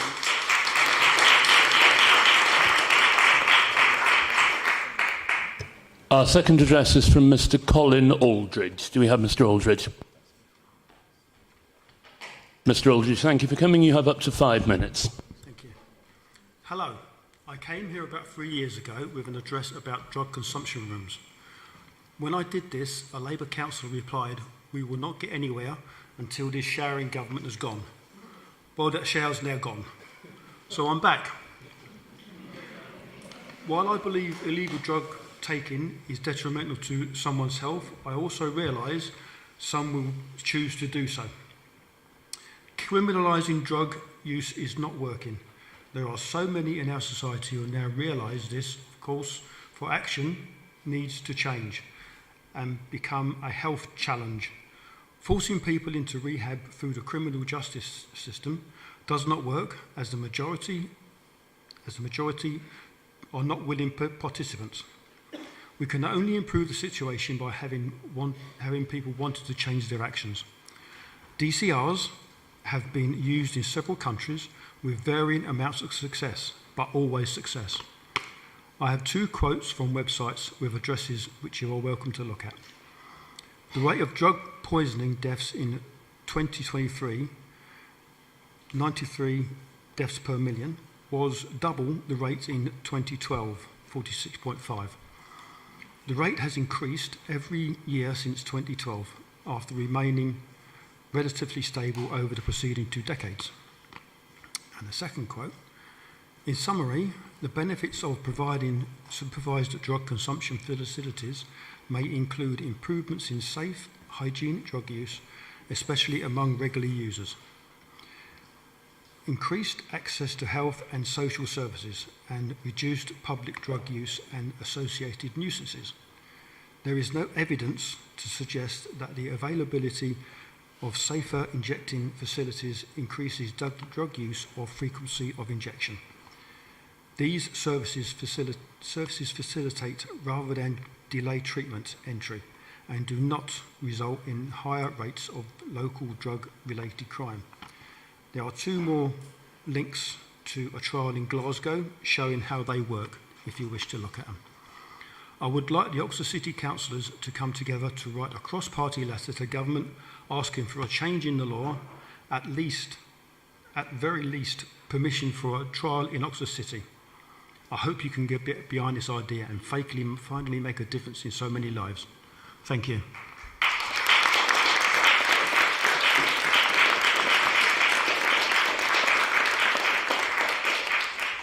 Thank you for your address. Is there a response? Yes, Lord. Councillor Arshad. Thank you. Thank you very much for your address. While I am aware that research does suggest that drug consumption rooms can help to reduce harm and deaths among drug users, the implementation of this policy remains controversial, and not least in the medical profession, and is not currently proposed. I do want to point out it is also not supported by Turning Point, our local experts in this field. Thank you. Thank you. The next address is from Caddy Beck.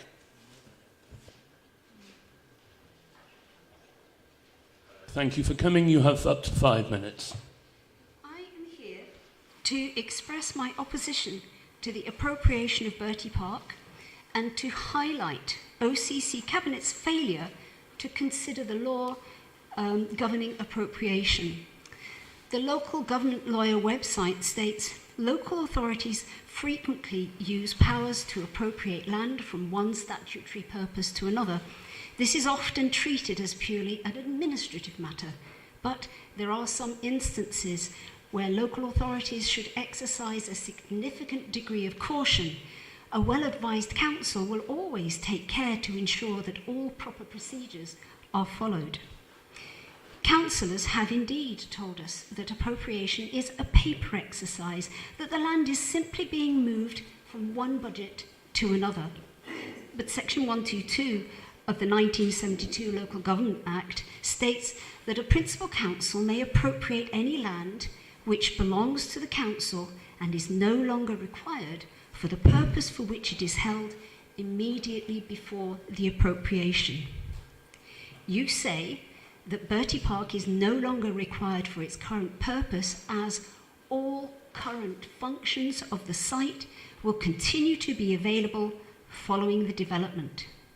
Your lawyers state it is not the council's assertion that the land to be appropriated in this case is surplus to requirements, but that it is no longer needed for its present purpose, present use, as alternative facilities will be made available. These facilities will be provided within Site A. You want to appropriate 80% of our recreation ground.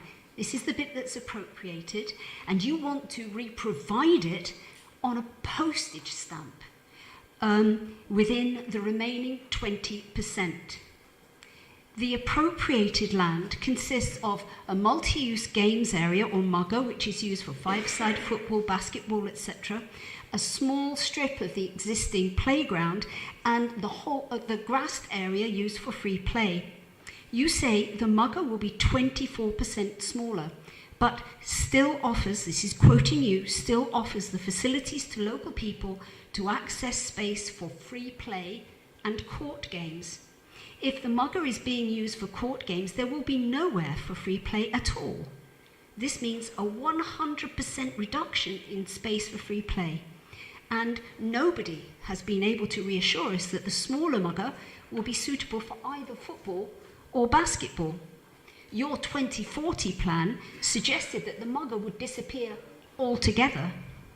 In the Cabinet meeting on the 16th of October, we argued that the assertion that the new, smaller MUGA could fulfil current needs for court games and free play was Wednesbury unreasonable, i.e. barking mad. As a council, you are obliged to follow the law.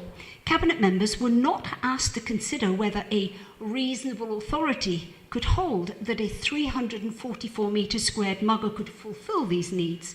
Instead, you argued that it would be unreasonable not to appropriate the land because this would prevent construction of any housing on the site. You want to build 300 homes on Redbridge Paddock, 31 homes on Bertie Park. There will be other developments across the area. At the same time, you want to downgrade our facilities for young adults and downgrade our only community amenity. You claim that the loss will be offset by providing better access to an area that Thames Valley Police say is unsafe for unaccompanied children. Our community thinks that this is unreasonable. This is why people are so angry. The law is not an inconvenience. In this case, it is there to protect recreational facilities like ours, which you agree are needed. As a member of the Save Bertie Park campaign, I have asked for judicial review of your decision to appropriate the land on Bertie Park. I ask you as councillors to decide whether you will gamble ratepayers' money on winning this case. Angela Rayner recently assured us that the UK government is not considering building on recreation grounds in its efforts to solve the UK housing crisis. So why are you so determined to build on ours? Thank you. Is there a response? Sir Turner. Thank you for your address. Cabinet approved the appropriation of part of the land at Bertie Place Recreation Ground on the 16th of October 2024 and did so properly and lawfully. As there has been legal correspondence on this issue, we're advised that we are not able to comment further on this at this point, but we do note the comments you've made. And finally, we have two questions from Mr. Artwell. Hello. You have up to 5 minutes, but your address and question are extremely short, but please do proceed. Following on from the conclusion from the 2011 Thames Valley Police Constabularies Operation Bullfinch public inquiry, and as a method of publicly marking the harm which was allowed to occur against 373 Caucasian Christian heritage pupils, some of which were vulnerable and in local authority care, will the elected Oxford City councillors support my call for a monument to be placed in Oxford to atone for allowing harm to occur to the children of Oxfordshire? Do we have a response? Thank you, Lord Mayor. Child sexual exploitation is a heinous crime. I've read the full safeguarding report into the Bullfinch cases many times because it's important that we fully understand the issues that led to this abuse not being challenged for so long. There were important lessons to be learned from the report, not least the importance of listening to people raising concerns, whether professionals or victims. However, what is not required is for you to make yet another attempt to stir up issues around race and culture in a way that seeks to undermine community cohesion in our city.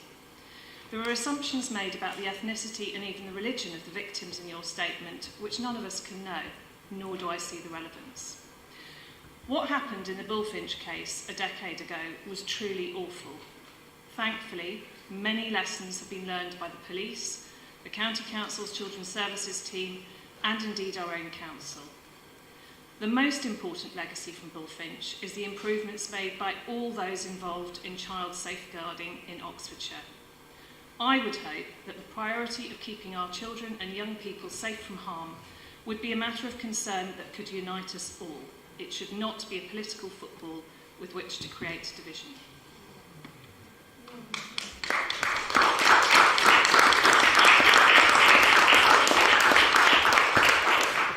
Mr. Artwell, you have a question. Oxford specifically, and England's noble centuries of free, critical speech and lampooning traditions have been copied by most of the parliaments of the world. Will Oxford City Council continue to uphold England's 1215 Magna Carta granted free, critical speech and noble free speech traditions, which can conflict with today's politically correct creed? Do we have a response? Councillor Brown. I found that somewhat difficult to follow, but if you're asking if this council upholds free speech, then the fact that this is the 9th time you've addressed this chamber in the past 3 years would indicate that we certainly do. Thank you. Thank you very much. I seldom make such statements, and I hope it is not an abuse of my position as Lord Mayor to do so. But for Council to have any commemoration or monument to the victims of heinous crimes which was conditional on the ethnicity or the religious identity of those victims is not something that I would contemplate supporting, and I am sure that that is the same around this chamber. Thank you. We now move on to agenda item number 16. We have a petition. We will hear, first of all, we will hear the petitioner. Petition organiser, thank you very much for coming. You have up to 5 minutes. This is more terrifying than I thought it would be. And this is a very, very different subject to the one you've just addressed. Lord Mayor, councillors, officers, thank you very much for giving us time to speak. My name is Josie Proctor. I'm presenting a petition on behalf of Oxplay, me and my emotional support, Fox. We are a group of residents asking you to build a children's playground in the city centre. The petition has, at the last count, 1,878 signatures. We believe that Oxford City is great for retail and history and culture, but not for families. We believe a barrier for families from all over the city and the county and elsewhere who could spend time and money in the city is the lack of a play space for kids to safely burn off energy between stops. We want to buy our school shoes in the city centre and not online, but it's hard. The closest player areas to the city centre are Friars Wharf, Jericho and the Angel and Greyhound, which are too far for little legs on a city centre trip. You only have to look at the smiles on the faces of the children using the recently installed carousel on Broad Street, great idea, to see the joy a play area would bring. Now, at the beginning of the month, we took this petition to the County Council and we asked them to work with this council on providing road space. We're delighted to say that they are supportive of this initiative and happy to work with the council on it. Now, their response indicated that officers here may indeed already have begun work on such a project. And if that's the case, we would like to thank the officers for the work already started and bring our voices here in support. Now, at this point, this is not a political motion, we would like to thank representatives of the Labour Party, the Liberal Democrats, the Green Party and the Conservative Party, even if they aren't in this chamber, who have raised their voices in support. Why then and how? Other great European cities with similar architectural heritage and tourist considerations have found ways of delivering play spaces and becoming more family-friendly cities. Paris has a play space on almost every corner, benches to sit for parents to sit on while children play. Oslo has a play space outside the central station. Much closer to home and possibly more relevantly, new retail developments like Westfield and Battersea recognise the value of investing in play spaces. So they baked those into the design from the outset. We believe that investing in a city centre playground would benefit city centre businesses through increased footfall, increased dwell time and therefore increased spend. Now, we know that councillors here are going to present learned arguments about the right to play, and we're going to leave that to them, because my job today is to bring the voices of the petitioners into the chamber so that you can hear your electorate. And of course, petition signatories speak on behalf of the children of Oxford who can't sign petitions and are not on social media. And if they're watching on Livestream, they should really be in bed right now, but one of them sent me with a good luck charm. So, Lisa Bedwell from Oxford says, I have 2 boys who love to play and climb, and we would visit Oxford city centre more if there was somewhere they could let off some energy. Sadia Kiran Mahmood from Oxford says, the more dynamic and inclusive our centre is for residents and families, the more we'll improve our local circulating economy. And Gemma Kirby, from somewhere in the UK, clearly a visitor, says, when I visit Oxford, there are very few outdoor options that actually captivate my young kids. I want them to love the city as much as I do. Now, a note on funding. Today isn't about finding the money right now. It's about establishing the principle as something this council wants to do and seeks to find funds for. At Oxplay, we really understand that council funds are finite and there are an infinite number of calls on those funds, and you guys are doing an incredible job working for residents in the city. But we wonder if developer funding or corporate sponsorship might be a way through. Now, during the process of building this petition, we've gathered feedback from residents about what they'd like to see, and in the interest of brevity, we're not going to share it all here. But the strongest thing that came through is that it be accessible for children of all abilities, and we're happy to share all the rest of that feedback if it's helpful. Finally, we're aware that Oxford is undergoing a degree of change right now, so our ask is simply that space for play is baked into ongoing planning and budgeting. We believe all this would be good for families, good for businesses, good for tourists, good for locals, and good for the city. Now, we're also parents bringing up our children to ask politely. So, in summary, councillors, may we have a playground, please? Thank you for listening.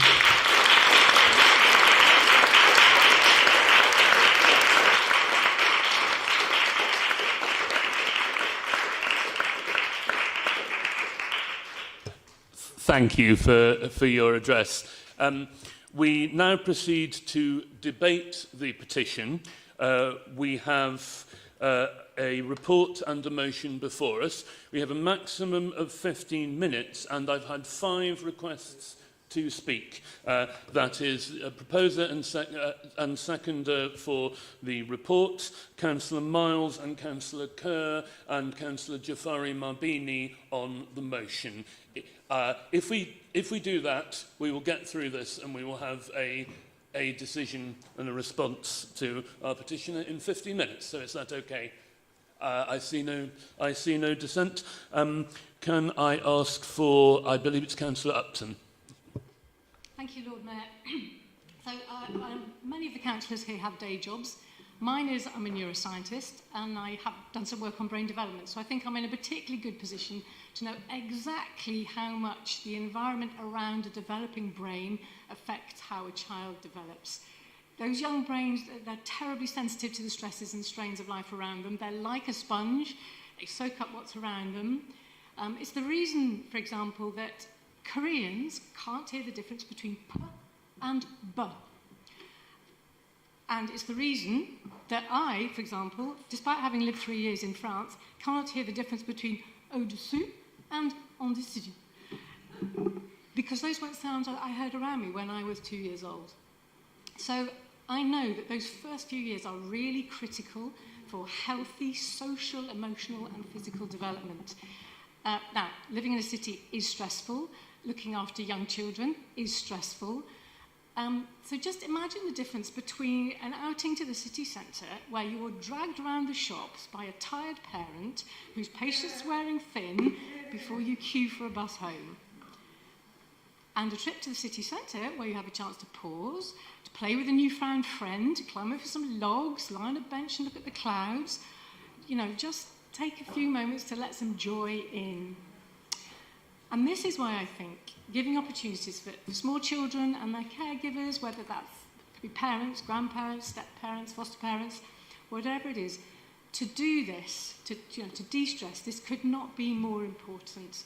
We have a lot of great green spaces and playgrounds in the city, from Port Meadow to South Park, places like South Oxfordshire Adventure Playground, Croft Road Rec. But we have very little in the city centre, and I think that needs to change. Yeah. We want families with young children to come into the city centre. We want them to visit the museums. We should be trying to make the busy lives of caregivers just a bit easier by providing some space to sit down and unwind and watch your toddlers toddle around. We aren't going to be able to magic up a site and a budget for this instantly, but we are working with the County Council and other landowners to see what might be possible. So I'd really like to thank the petitioner, Josie, for coming along to speak today to underline just how we could do more to ensure that our next generation grows up happy and healthy. Thank you, Councillor Upton. Do we have a second? Councillor Monkonge.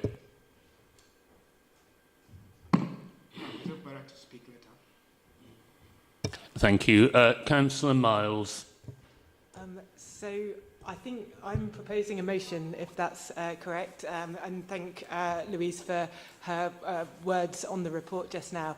So I'm proposing that we as a council agree to the principle of a city centre playground, of creating a children's playground here in our city and right in the heart, and in response to the petition that we've heard today. Who wants one? Well, we've heard it. We've heard the residents want them. We know children want them too. Children don't get a vote, but we represent them, and we should really make sure that their views are heard and we meet their needs. Their parents, and I'm a parent of 3 young children, and we know carers also want them. Trying to entertain children in town and find a safe place for them to play. It is getting better now we've got Broad Street, but it's still difficult. And so having a place where they can let off steam in between running the errands, the school shoe purchasing that we heard in the speech, that would be fantastic. And we also know that visitors to our city want one. It's the last place where you want to go as the centre of a city if you've got young children, because usually they're really unfriendly. But if you go to other European cities where you know that there's that great infrastructure, it doesn't put you off. People go to Copenhagen just because it's family friendly. So why build one? We know, and we've heard also from Louise just now, that there are no children's play areas within a kilometre's walk of the city centre, and that's despite the huge number that we boast of in the city. So we've got great representation in the city, but just not in the middle. We've also got falling numbers of children in the city. 14% of the population is estimated to be aged between 0 and 14. You know, we want to be attracting families to live in Oxford, and addressing the housing crisis, I know, is part of it, but also making sure it's a welcoming place as well. And it'll make, by creating a public open space for children, will be a step for Oxford to become a child-friendly city.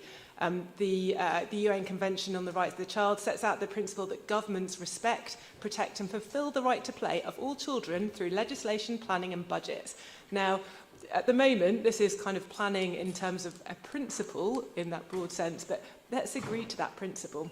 We also know that the benefits, we've also just heard them in terms of resilience building and addressing health inequalities as well. If we can make public realm improvements to the city centre, we can create that vision to ensure that these play areas make the city centre a more inclusive public place for all children.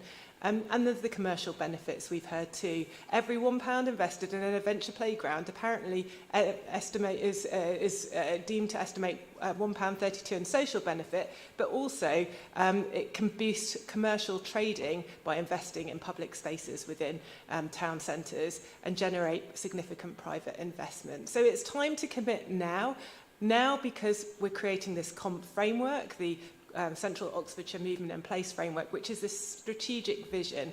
So it's going to look at what our vision is for this public realm in the city centre, and it does build on the city centre action plan as well. So we want to put this into our vision now.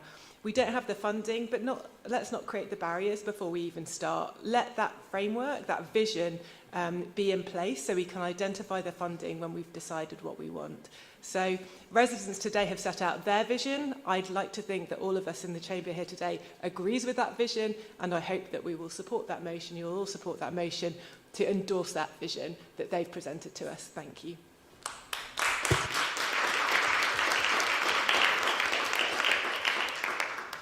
Councillor Kerr.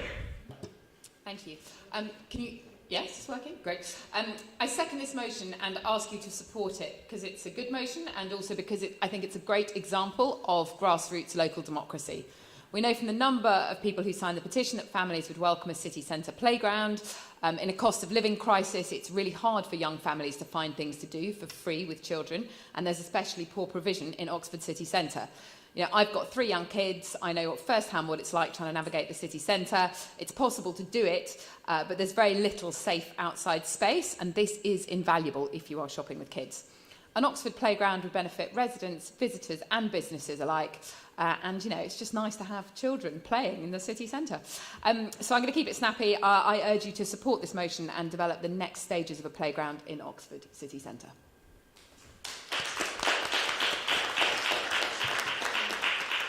Councillor Jafari Marbini.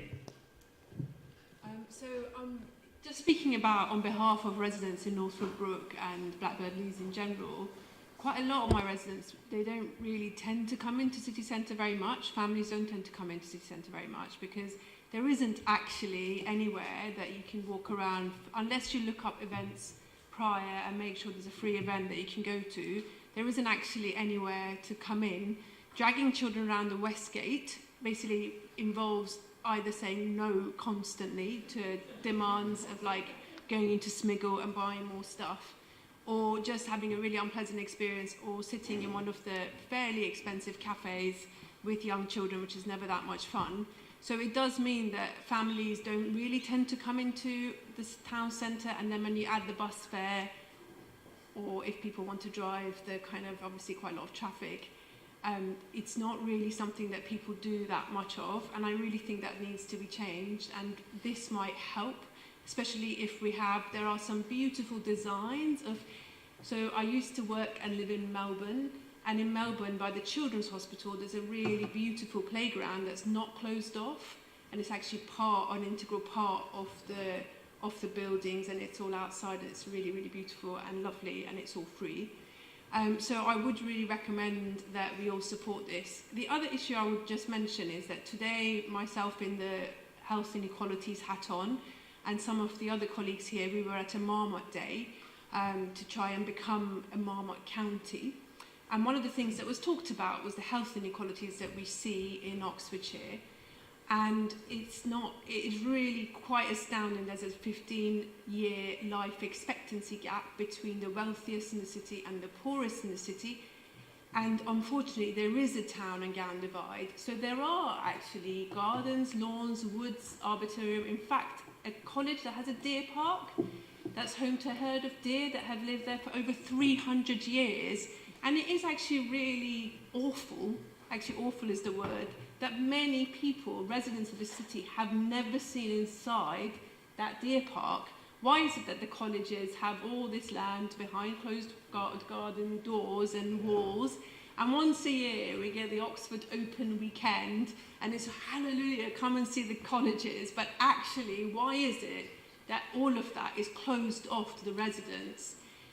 And that needs to stop. And maybe the fact that the colleges at the university has a local and global lead and talks about this quite a lot, maybe now is the time to ask them to put their money where their mouth is, not only contribute to this, but think about actually using the numerous facilities that they do have to reduce health inequalities and get our families coming to the city centre. Support this motion, please. Thank you.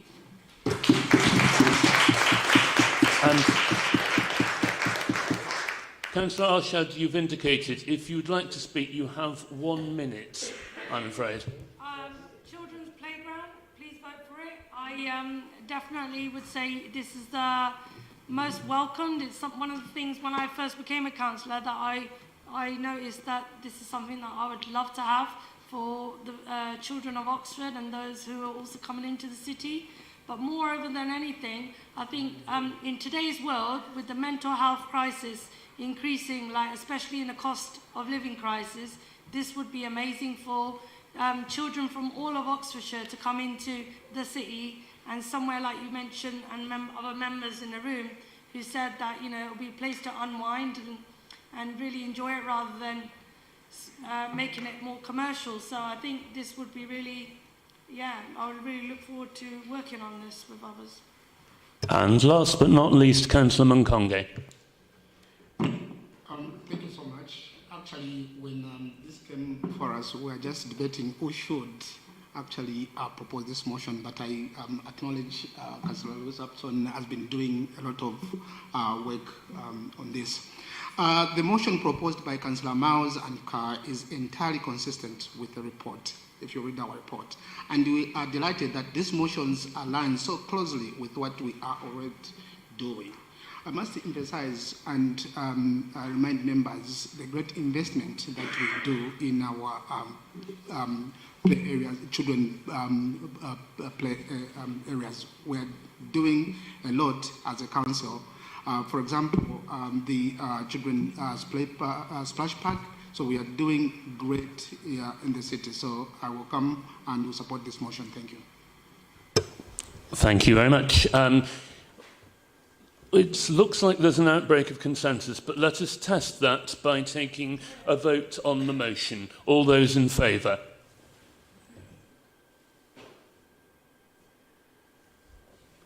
That's unanimous. Thank you.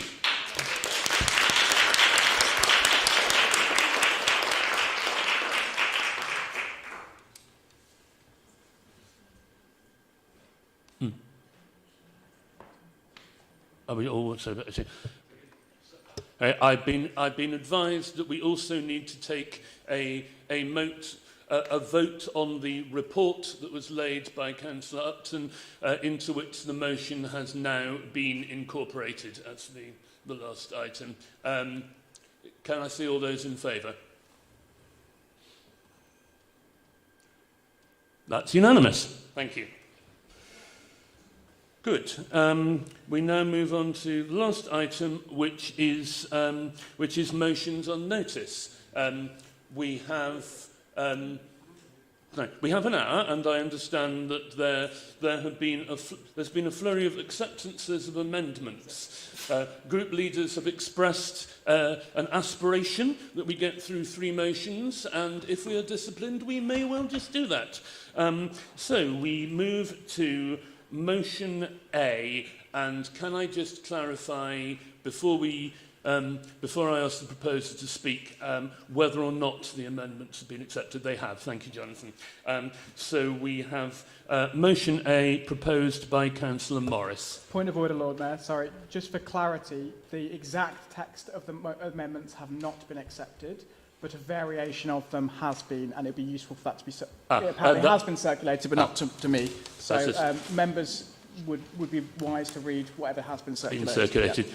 Thank you. And a sheet of A4 like this. Yeah, I understand, and we'll take it, unless I hear any objection, that that has been accepted by the councillors proposing the two amendments. Yes? Good. OK, so motion A, making Oxford a truly walkable city. Councillor Morris to propose. Thank you, Lord Mayor. To some people, walking might seem like an uninspiring, trivial, or, if you'll forgive my pun, pedestrian topic. But from our perspective, walkability is a critical problem of social justice, equity, and inclusion. As this motion notes, disabled people, people of colour, older people, younger people, women and children are much more likely to depend on walking. This motion also notes that Oxford was recently named the most walkable city in the UK, ahead of Brighton, York, Bristol and London, especially for visitors to the world-renowned tourist attractions and heritage sites that surround us in this place. But there is much more that we can and should be doing as a city council to improve the walkability of Oxford's streets for all residents and visitors in all parts of our city. Not only is regular walking good for physical and mental health, but it boosts social connectivity. It's a way to explore the built and natural environments around us, building closer communities and improving public health. As an Oxford resident who doesn't own a car or bike, I walk absolutely everywhere for fun and relaxation, to connect with nature, to get to work and to get to council meetings. But as someone with hidden disabilities, such as type 1 diabetes, walking also helps to regulate my blood sugar levels and mood.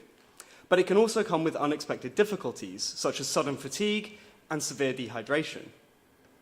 One way to help people like me is through strategic investment to improve public infrastructure, including but not limited to benches, which provide spaces for rest, relaxation and recuperation, public toilets, which provide essential utilities for comfort and hygiene, better signage, which allows for walkers to find their way more easily, water fountains to prevent dehydration and overheating, street trees to provide shelter from the sun, wind and rain. On this last point, I think it's vital that we remember extreme weather events will become more frequent and intense as the climate emergency worsens. Importantly, making pavements more accessible for disabled people has the brilliant effect of improving quality of life for everyone, but especially those who rely on walking. This motion helps by developing a long-term, coordinated strategy for walkability. For example, by designing a plan for improving walking and creating a walkable map of Oxford, we would be able to plan for the future by identifying areas that need greater investment, making Oxford streets more accessible and creating a world-leading walkable city. We've heard from two fantastic public addresses in this chamber in support of this motion. First from Sushila Dal, Chair of the Oxford Pedestrians Association, and then secondly from Margaret Simpson, today Chair of the Oxford 50+ Network. But there are many other community groups that are interested in supporting us to deliver these goals. Having worked closely with these groups, I'm really proud to propose this motion in my first substantive speech to this chamber. Thank you.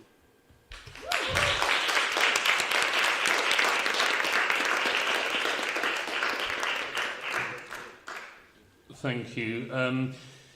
Seconder is Councillor Kerr. Do you wish to speak now or reserve your right? I'll speak now, please. So I echo everything my colleague has said in her speech, and I'd just like to briefly also thank members from Labour and the IOA for their constructive contributions and amendments to this motion. We know that there are many things which hugely impact the pedestrian experience, and Oxford City does not control all of them. We need to rely on the Transport Minister to release the 2020 pavement parking consultation, which was disgracefully delayed by the Tories for literally years.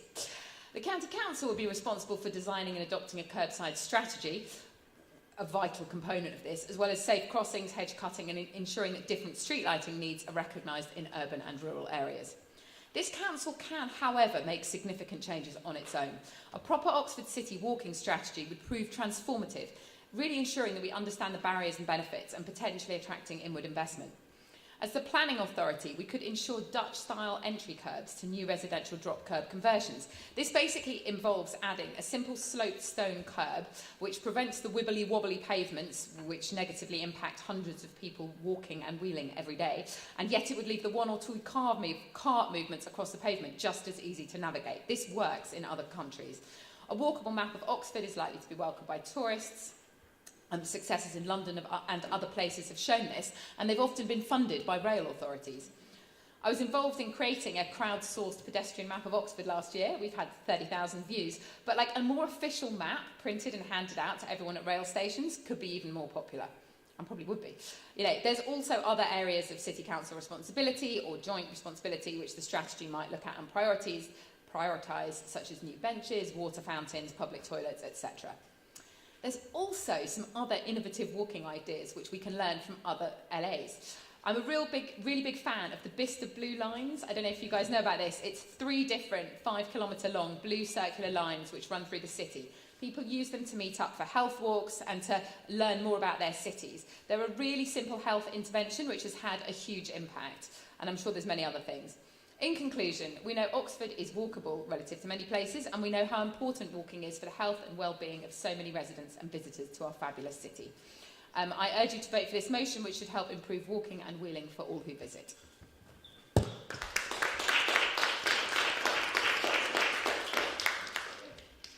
Are there any other councillors who wish to speak on the motion? I see Councillor Miles.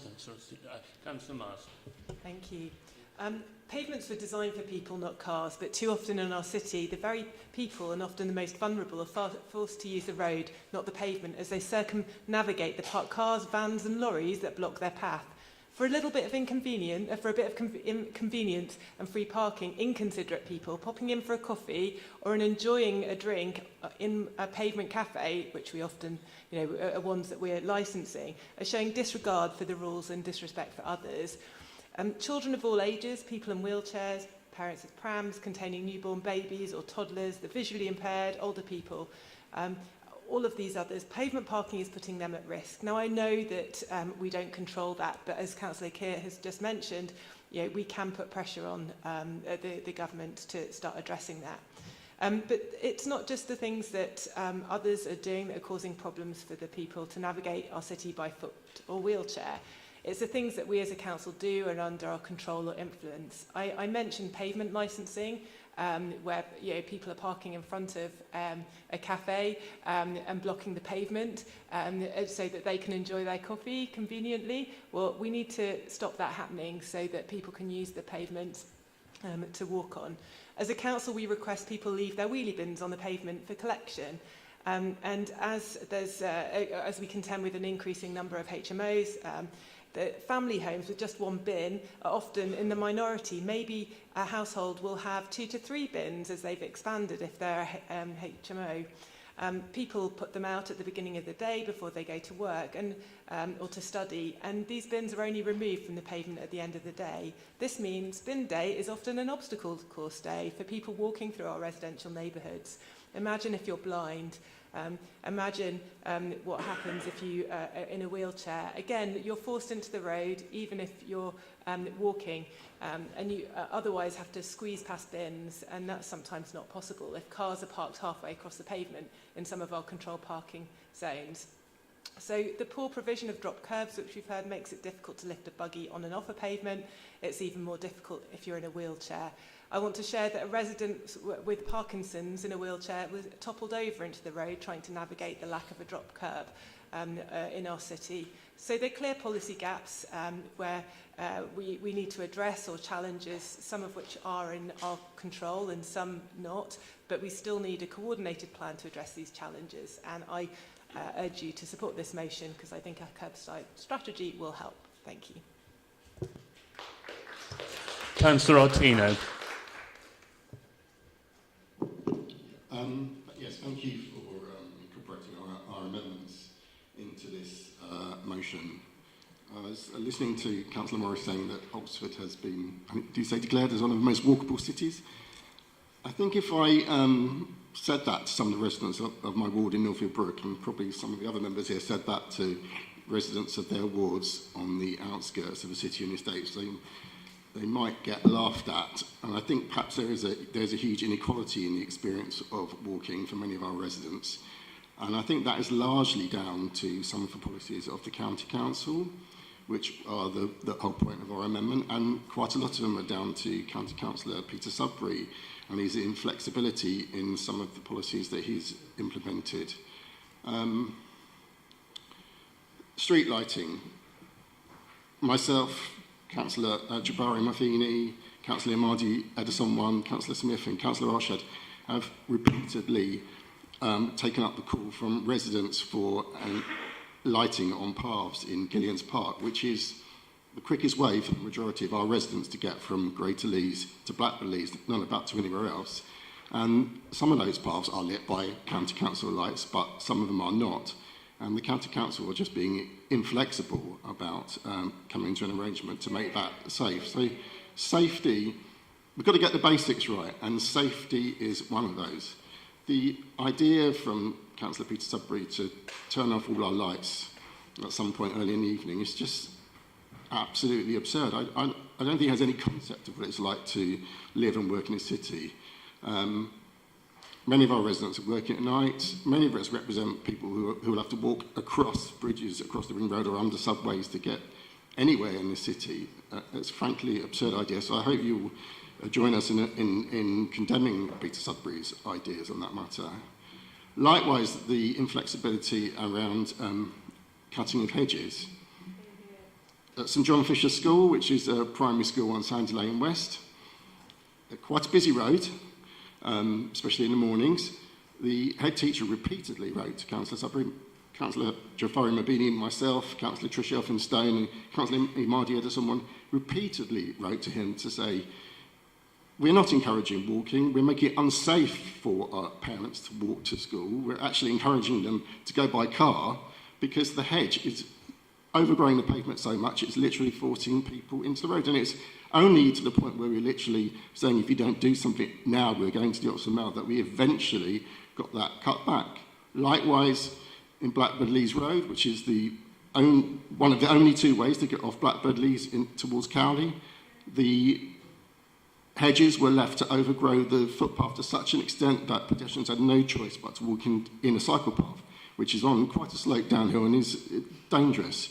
So there needs to be, Councillor Peter Sudbury needs to look at some of these policies that he's trying to implement and get some flexibility that they are not working, the city is not the countryside. He needs to look at this in detail and be flexible and make changes. Likewise with our verge cutting, it's not just verge cutting, it's highways maintained at public expense land. Much of both Blackburn Lees Ward and Northfield Brook Ward has got large areas of green space which were designed as somebody described it once, as a series of village greens, play areas. They are now left, because of the County Councillor Peter Sudbury's policies, to be only cut once a year to become overgrown by nettles. They deter people from walking. I met a... could you wind up, please, Councillor? I met an elderly resident recently who could barely get out of her door, out of her gate of her property to the pathway. It was so overgrown and nettles. So we need to get the basics right, and it's the County Council that needs to take responsibility for that. It's safety and accessibility, it's street lighting, it's verge cutting, and it's keeping hedges off pathways. And it's the County Council, and in particular, it's often Peter Sudbury who needs to make some changes.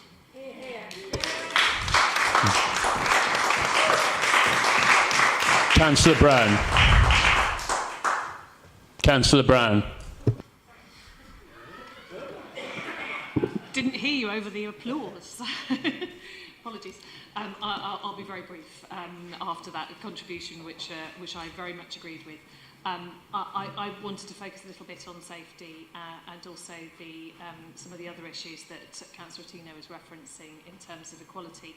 I mean, first of all, I want to say it is fantastic that Oxford is considered one of the most, or the most, walkable city in the country. That is really good news for people, and it's obviously good that we can, many people in our city are able to do that, and that so many people use walking as their means to get to their workplace. But I absolutely also recognise the descriptions that Councillor Ottino mentioned in terms of some pavements not being so accessible. But I also just particularly wanted to focus on street lighting and safety, because I think if we are realistic about walking, and I'm someone who's quite confident and walks everywhere in our city, including at night, and feels quite confident in doing so. But many women in particular do not feel confident walking, particularly when it's dark. And so it is incredibly important that we do recognise that, and that we do make sure that we have adequate street lighting throughout the night, because in a city in particular, you will find that there are many people doing night shifts and who work antisocial hours. And it's no use shaking your head at me, Councillor Fowler. It is true. I work in a hospital, and in a hospital people work different shifts. There are other people in the city who work different shifts as well. And frankly, even if they are getting some other method of transport, there is a likelihood that at some point they are going to be having to walk home. The one thing I found particularly egregious about the proposals coming from Councillor Sudbury was the fact that in those proposals it was suggested that there was no equality impact at all, and that is just so untrue. And I think it is really important that we recognise that, in particular, women and girls, and in particular ethnic minority communities, will be badly impacted in our city by proposals to remove street lighting overnight. So I know it's a bit of a tangential aspect to this, but it is really important, because if we want people to walk, they have to feel safe. So I will leave it there. But I think we have made the point that street lighting is also vital to a safe approach to walking in our city. Councillor Rahman. Thank you. So we noted in the opening statements that we're already number one, but as a walkable city. So going forward, you know, the way that everything else was described, it would be that we were like in a disaster. Some of these projects and county and the city contradict each other. So we're already number one, as you stated in your programme, but it just seems to me it's just another attack on different groups. So I've got a large family actually, and I need more than one green bin, just for your information, and I don't live in a HMO, and I'm a car driver, but it just seemed, instead of trying to join everybody to have a walking city, it's again about certain group in certain areas. As pointed out by some councillors, there's real difficulties in estates like Wood Farm, Blackbellies, Littlemore, which this doesn't apply to. You know, this walkable city, this is everything we're talking about. We're talking about East Oxford, North Oxford, city centre. That's the implication here. It's all about inequality. So we are the number one walkable city, so I don't support this motion because we're already there. We need to improve other stuff. So if we can sort out the street lighting, if we can sort out public transport and give people a real choice, and you know what, when people do feel comfortable to walk 24 hours a day all the time, they will walk. And it's good that we're number one. We're doing lots of work, but don't attack one group for another, because it's everybody's city and it should be walkable and friendly for all types of transport, walkable or not. Councillor Malik. Thank you, Lord Mayor. I just follow up. I mean, when I read this motion coming from the Green Party, I mean, they are the partner currently in the county council, and the most responsibility lies, first of all, if you want to encourage people to walk, they need to sort the pavements out. If you walk along the pavements and have a look, which I do and look, how many people trips and how uneven they are, and look at the state of our beautiful Queen Street in the city centre. You know, you go the patches of tarmacs everywhere. I mean, people can say anything, but Green and Liberal are running the county council. I am slightly baffled. We are majority, and I don't think so. Maybe some people born in this city and been living longer. I've been living here 35 years. And are you surprised Oxford is the most walkable city when you have 30-odd colleges, beautiful buildings next to each other? Who wants a taxi from Queen's College to going into University College? Of course they're going to walk. So when the people get off St. Giles and you go to Parks Road, all the stuff is there. Unless you have a mobility issue, you're going to walk. So I'm not surprised Oxford is the most walkable city have been done, because that's the way our city has set. Such a congested area where everything is there. Anybody who I pick up in my taxi, they're about Oxford, I say, well, you need a comfortable shoe and strong pair of legs to explore our city, because everything is next to each other. And equally, I echo what Councillor Ejaz has said, when we have to basically kill the inequality in the city, you know, north and east divide, everything being step out on the east side of the city, and all the private schools and everything, there's no LTN in Summertown and Mr. Gant's Parayard and everything, and it's inflict everything on the East Oxford and the working class. So it is a war on a working class in a nutshell. But where far the motion is concerned, I think this should have gone to the county council. They can release the fund, they got the powers, let's have the payment save first for the walking people, and then come back to us and ask us something to do. I don't think so we're going to achieve that, so I'm going to vote against this motion. Okay, we have, I have Councillors Railton, Smoten, Clarkson, Stairs, Ross Smith and Jarvis, and anyone else who wants to speak.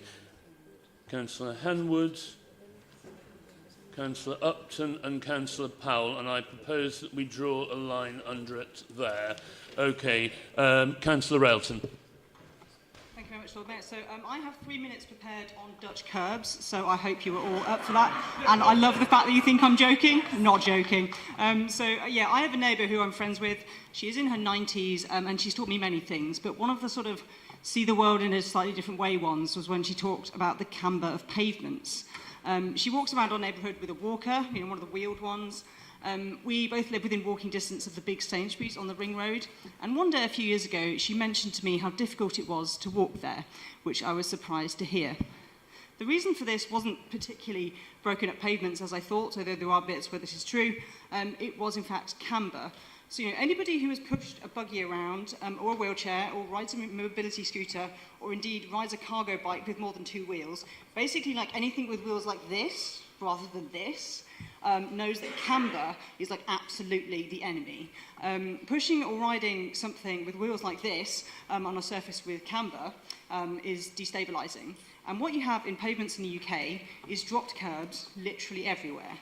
Dropped curbs is an absolutely fake news name, for what they are. They're actually dropped pavements, really. So, you know, what you have is pavement that is not flat, but cambered into the road every few metres for nearly every driveway on most pavements in this entire country.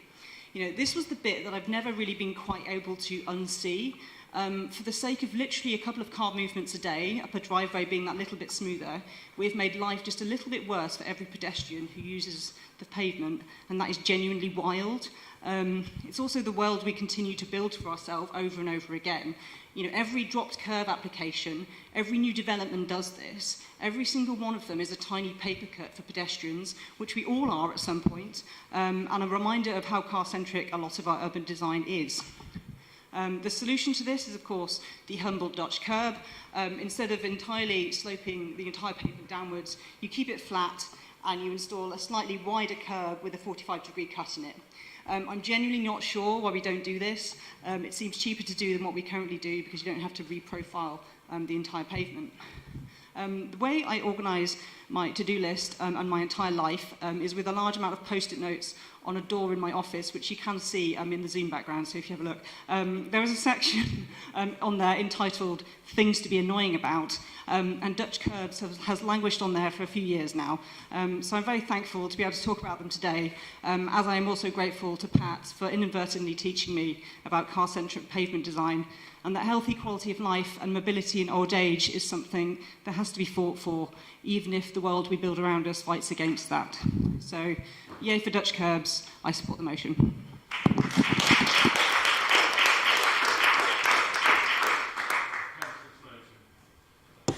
Thank you very much, Lord Mayor.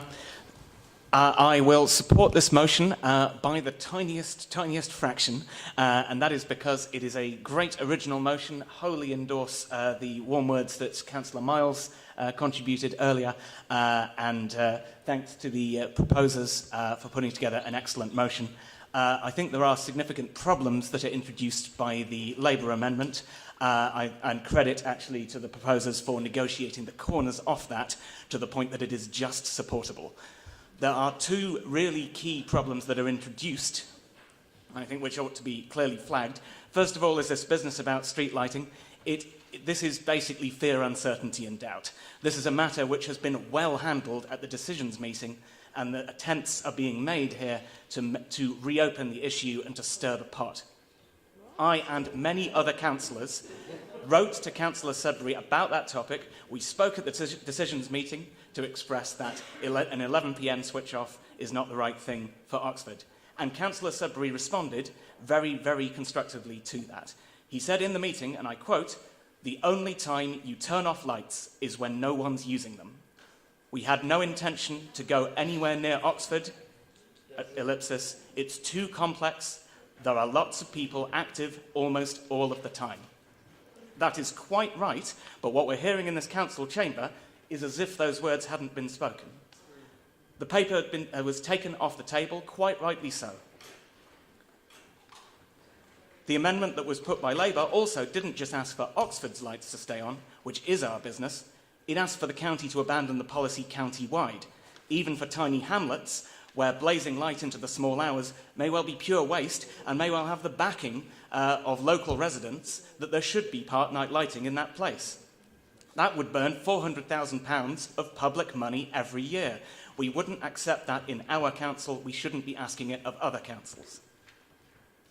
Secondly, I note, and this is very much more minor, that we are once again reopening this question of grass cutting, hedge cutting and so on, and trying to get another council to bear the cost. And as the authors must surely know, both this authority and the county have very, very tight budget constraints. And it doesn't look as if there's a lot of hope that we're going to get a reprieve from a new Labour government. Are we asking the county to pull money out of social care for old folks? Are we asking them to fund one less child with special educational needs? Labour has a county group. If they want to up spending on those things, that county group should put a principled budget amendment that says exactly what it is that they want to defund, rather than just get the city group to write them a letter.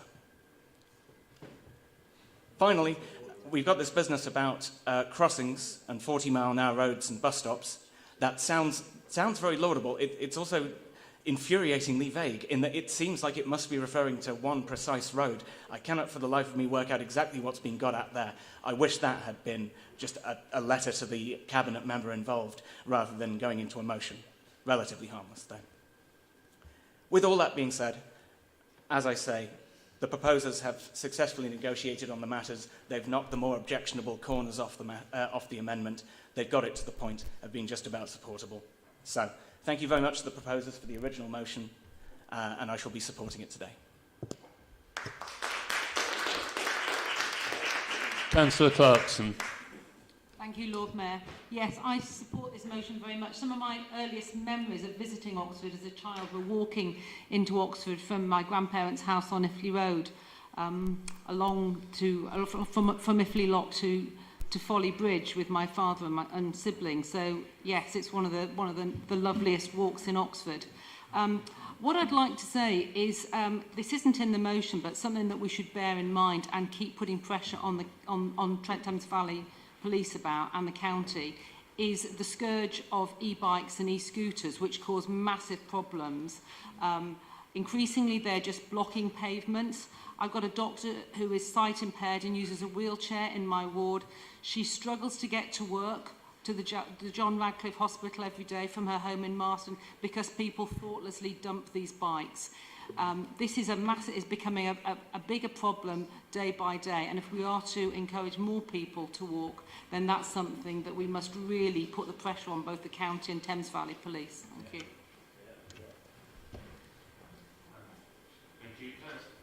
Councillor Stairs. Thank you. And whilst I approve the sentiment of the motion, I do have concerns one of the biggest key issues for pedestrians, particularly in the city centre, is the danger posed by bicycles, e-bikes and scooters. You only have to stand outside M&S for a few minutes to see what's played out. The elderly, vulnerable and those with young children from my ward express reluctance to come into the city centre for this sole reason. We need to improve this and make walking feel safer in our city. Thank you. Councillor Rod-Smith. Can I stand? Because it's... Is that all right, Robert? I just find it easier to... I'm looking forward to some changes with our new Labour government. I'm looking forward to some changes with regard to policy and rules, national rules, with regard to tactile pavement, which was mentioned, I think, earlier. People find it wibbly-wobbly. Having been a county councillor for some time and able to, and a city councillor now too for some time, it has been good to be able to request and then actually fund dropped curbs to go in. What's been frustrating is that they've had to be with tactile paving as well, because that is what the national policy is. Perhaps this new Labour government will change that. I'd like to see it, to see a smoother crossing where possible. So that I welcome. The thing about the street lighting, in fact, actually, both as my colleague Chris has mentioned, and myself raised it immediately when we saw this officer's report. And I was very pleased to get this response, actually, from Councillor Pete Sudbury. I rejected the paper because it was badly worded and didn't fit my views about the need for flexible timing to suit the different places people live and their work and life patterns. Part night lighting works if the lights are on when people are out and about and off when they aren't. It didn't make clear Oxford and large towns were excluded from the initial plan phase and that we pilot first and would consult and implement settlement by settlement. Please take that response that he made to me in mid-November as his reason for pulling that thing. Now, this particular policy, I can remember, with my county council hat on, if that's all right, being first discussed with the whole political range at county some time ago, and actually was supported by some of your Labour county council colleagues. So please remember that. That is fine, but please remember that this policy was written by an officer, not by the councillor, as we mentioned. Can we let Councillor Smith speak, please? Thank you. I didn't shout out while other people were speaking, and I find it quite disrespectful that people do that when I'm trying to make a point. So I welcome this motion and will support it. I hope that the tactile pavement in rules will be considered and changed possibly, although they are there for a reason. They are there for those who have poor sight. So we have to remember that as well too, if we're going to make a truly inclusive walking city, which is what I'd like to see. So thank you for bringing the motion, and I will be supporting it. Councillor Jarvis. Thank you, Lord Mayor. Occasionally when we have debates in this chamber, I find some things that people say quite peculiar.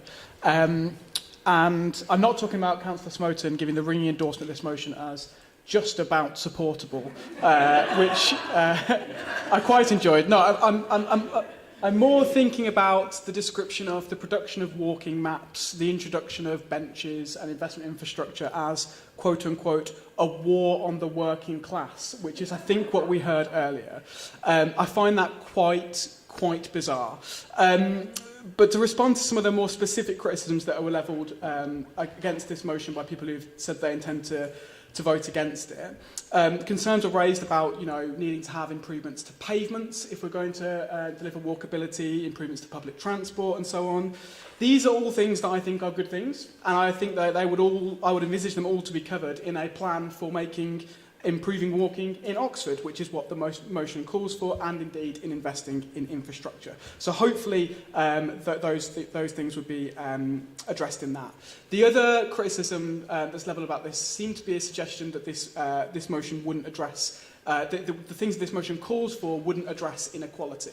And I find that quite quite difficult, because for me, improving walkability, improving active travel, improving the ability for people to get around is fundamentally about equality and tackling and addressing inequity in our city and our society. It's about addressing health inequality, because the more people move around through active travel rather than through other means, there are obvious health benefits there. It obviously improves economic.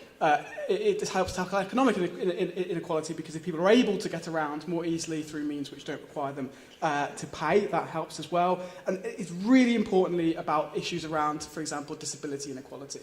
If you can leave your house knowing that you will have access to a toilet, or knowing that you'll have access to somewhere to sit down, or access to a water fountain, or access to other facilities and infrastructure, you're much more likely to leave your house and get around. And for me, that is fundamentally an equalities issue. And so I think at the heart of this is attempts to recognise the importance that the experience of people walking and wheeling and getting around in an active way is fundamentally about addressing inequalities. I just wanted to make sure that people were aware of that. Councillor Henwood. Thank you, Lord Mayor. Councillor Morris and Councillor Kirk, thank you very much for bringing this motion forward and accepting the IOA amendments. It's not a criticism of the motion, but I would like to just add that the visually impaired do use curbs to get around. But that shouldn't be a failure of this Dutch curve system. I can see it being mitigated by using different textures and different colours, and I'm sure that can be resolved that way. I do accept the concerns that a lot of people have voiced this evening about e-bikes on pavements. I do think we need to make more effort to make these safer for our pedestrians. But thank you again for bringing forward this motion. I will be supporting it. Councillor Upton. Thank you. Lots of people have actually just mentioned it, but it is the point about the hire scooters and the hire bikes. We do need to get them off the pavements.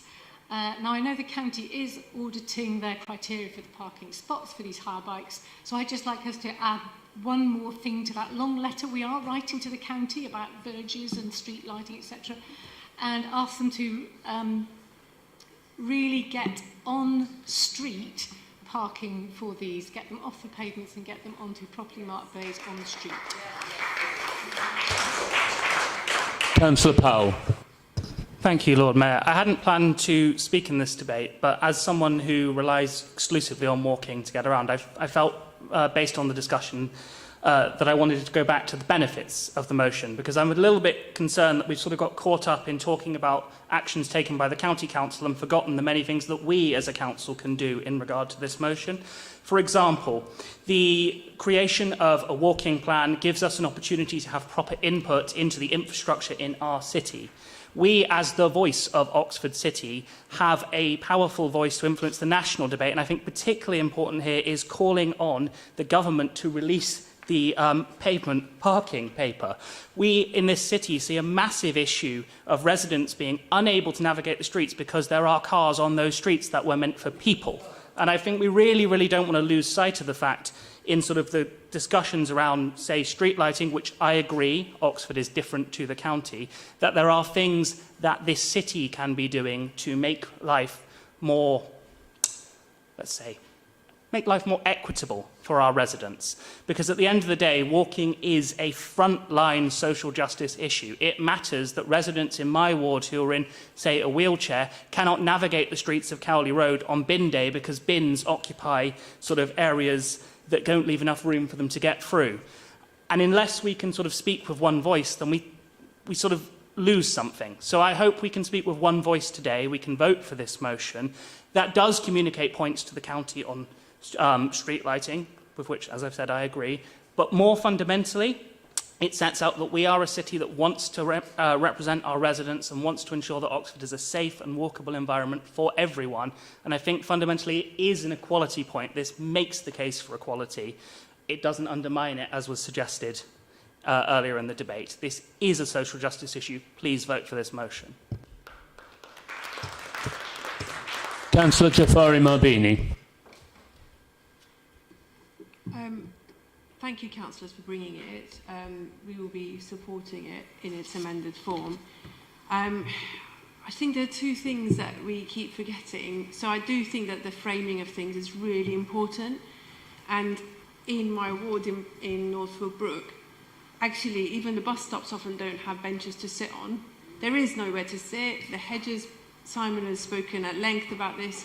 We are spending hours. Actually, it's also a statutory duty of the county council as the transport authority to maintain those hedges. But there's actually this agreement, and we cannot get accountability as to who owns which hedge and which verge and whose responsibility it is to maintain it. And I don't think it's about a case of asking for, money taken away from SEND. It's actually a duty that they have to make sure that the hedges are cut back so that people can walk safely.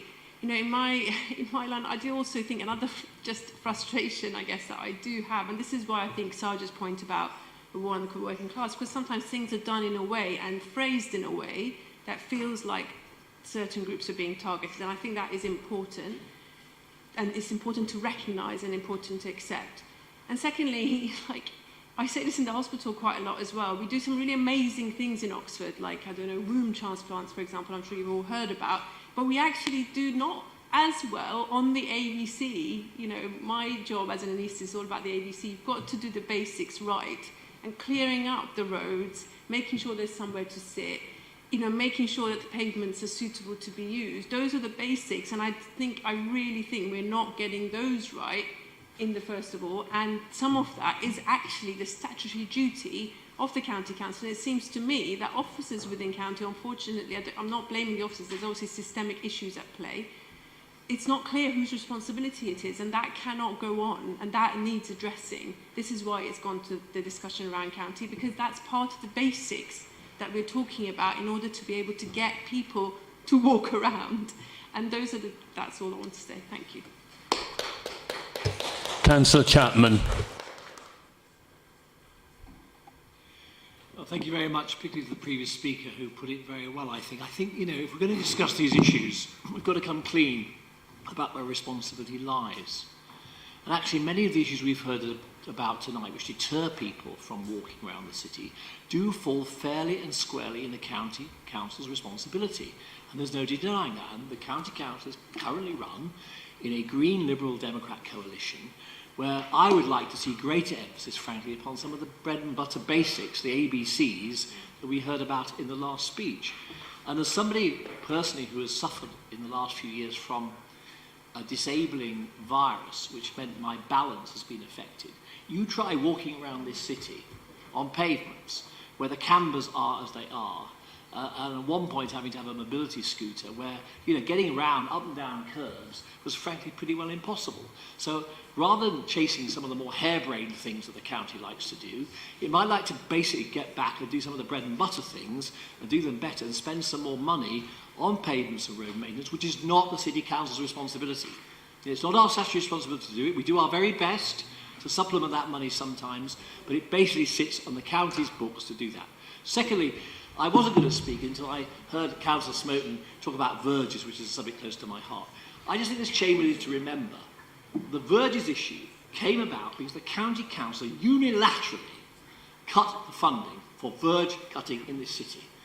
There was very little consultation. They dressed it up as a biodiversity argument.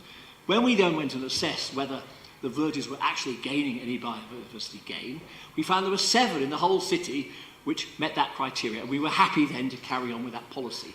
But the vast majority were not. All that was happening was the grass was growing long, people couldn't see cars, there were safety issues, and people felt the public realm was being neglected. And I think we've got to call a spade here. That was a terrible decision, and it's a decision that we, as a city council, are going to have to do something about, because the county council will not put its hand in its pocket and fund those extra cuts. So let's just get the history right here. That was a poor decision which damaged people's confidence in a livable, walkable city. It damaged their confidence in moving around safely in this city, and I think that needs to be acknowledged in this chamber and not disguised with some of the sophistry that we heard from the opposite side. Thank you. Councillor Ligo. Very quickly, again, support the motion. Enjoyed councillors' comments, especially when we talk about walking maps. So we have one in the ward that I represent for Wood Farm, and we had one for several years now in Marston. I just want to go back to the street lights. We all know the importance of the reasons stated, the safety reasons. But I just want to put it out there, the policy paper, okay, was pulled, and we know that, until after the county council elections, because they knew the backlash they received from residents and the charity sector and women groups. That is a fact.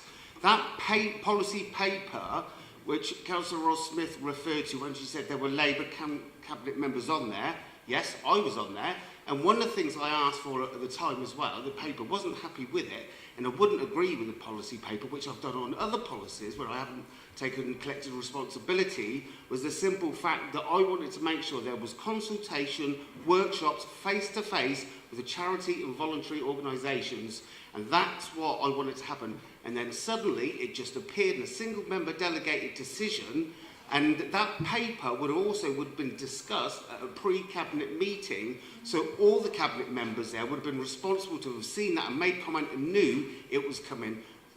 And the other thing on this as well is that, again, same again about safer streets, talking about e-bike scooters. So I've had several walkabouts with county officers, and we had 2 3-hour walkabouts, one in Northway, one in Marston, and we took several photographs, looked at various locations. Again, I'm still pushing for over half of them to be removed. There was a lack of consultation, and asking for a lot of those to be for safety grounds as well. So it's been a real issue, not just in the wards that I represent, Marston, North Wales, Church wards, but generally across the city. And there's been a lack of consultation, also working with councillors about where they're positioned within the city as well. Anyway, that's enough from me, thank you.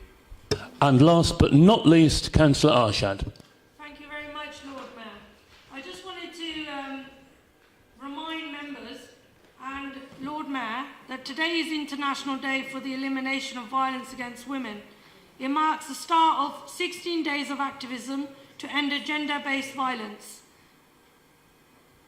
I believe that our public confidence in our shared spaces is vital.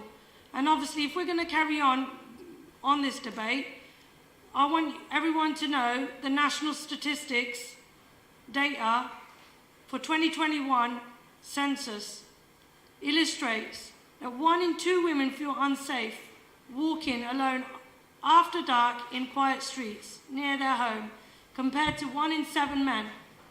Lord Mayor, 1 in 2 women feel unsafe walking alone after dark in a busy public place, compared to 1 in 5 men. This means that the amendment proposed by Councillor Simon Attino, where it's saying that residents are deterred from walking at night, and inadequate street lighting is very important to us.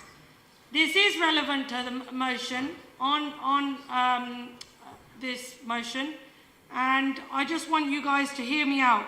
So 4 out of 5 women feel unsafe walking alone after dark in a park. Even if you go in St. Clement's ward, the ward I live in, when you go out in the dark, from distance from one lamppost to the other, in the winter period, it gets really dark and it feels unsafe. And therefore, I think that you guys need to consider that as well. And that's not including the people who are disabled and those who are blind and partially blind. And, you know, so, yeah, I think feelings of vulnerability need to also be taken in account of, because we are living in high levels of deprivation.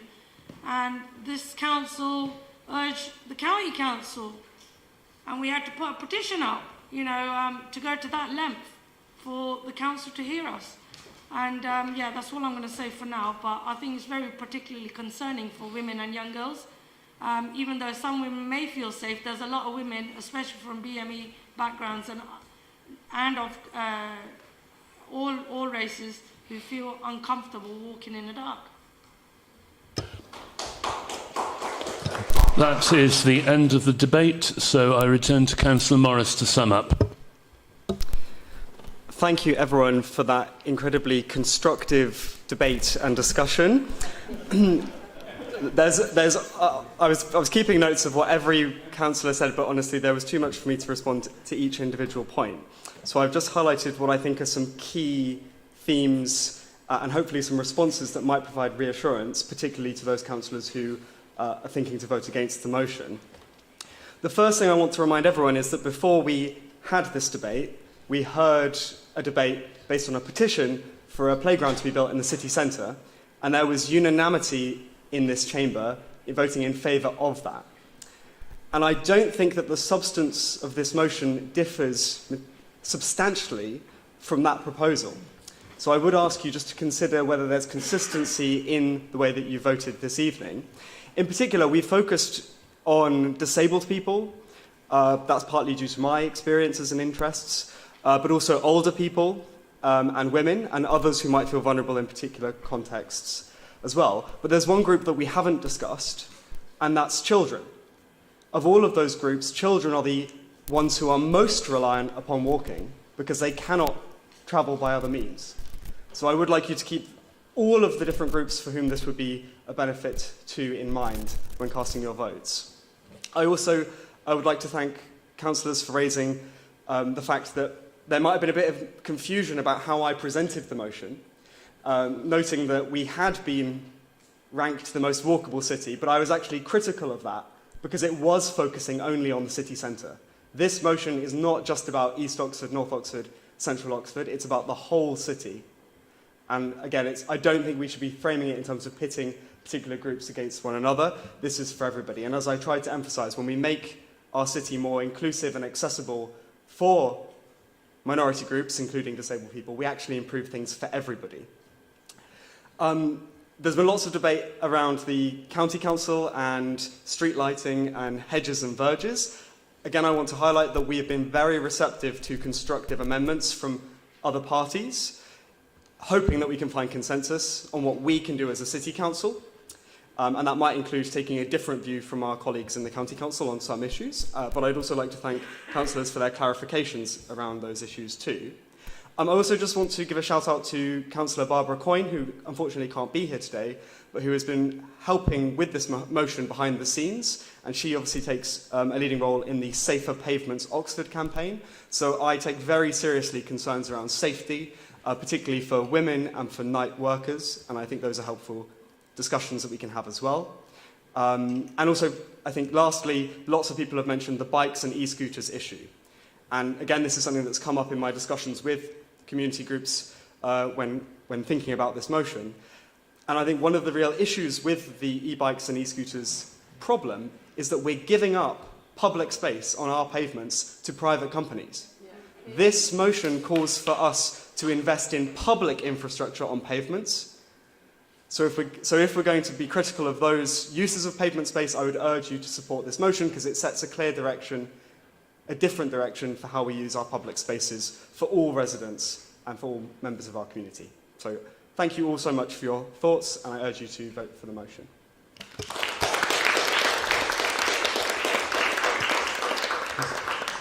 Thank you, members of council. We will now take a vote on the main motion, incorporating the amendment that has been agreed between the three groups. All those in favour, please show.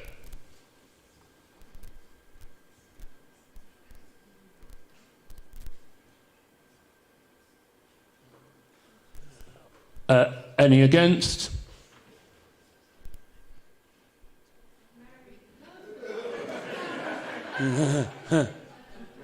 Thank you. And any abstentions? Thank you. The motion carries.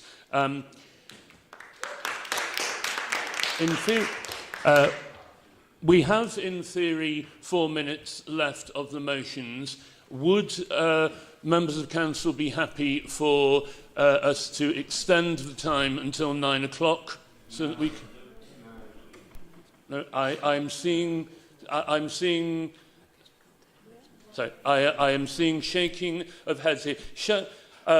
May I suggest that we take an indicative vote? Who would like to extend standing orders? for 15 minutes. All those in favour?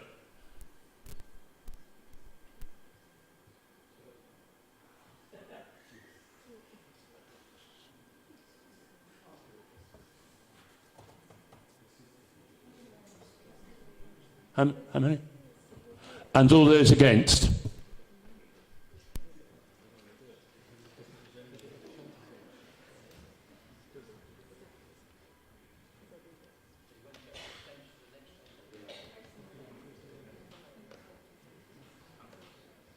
So that proposal falls, and we therefore call an end to the meeting here. Thank you all very much.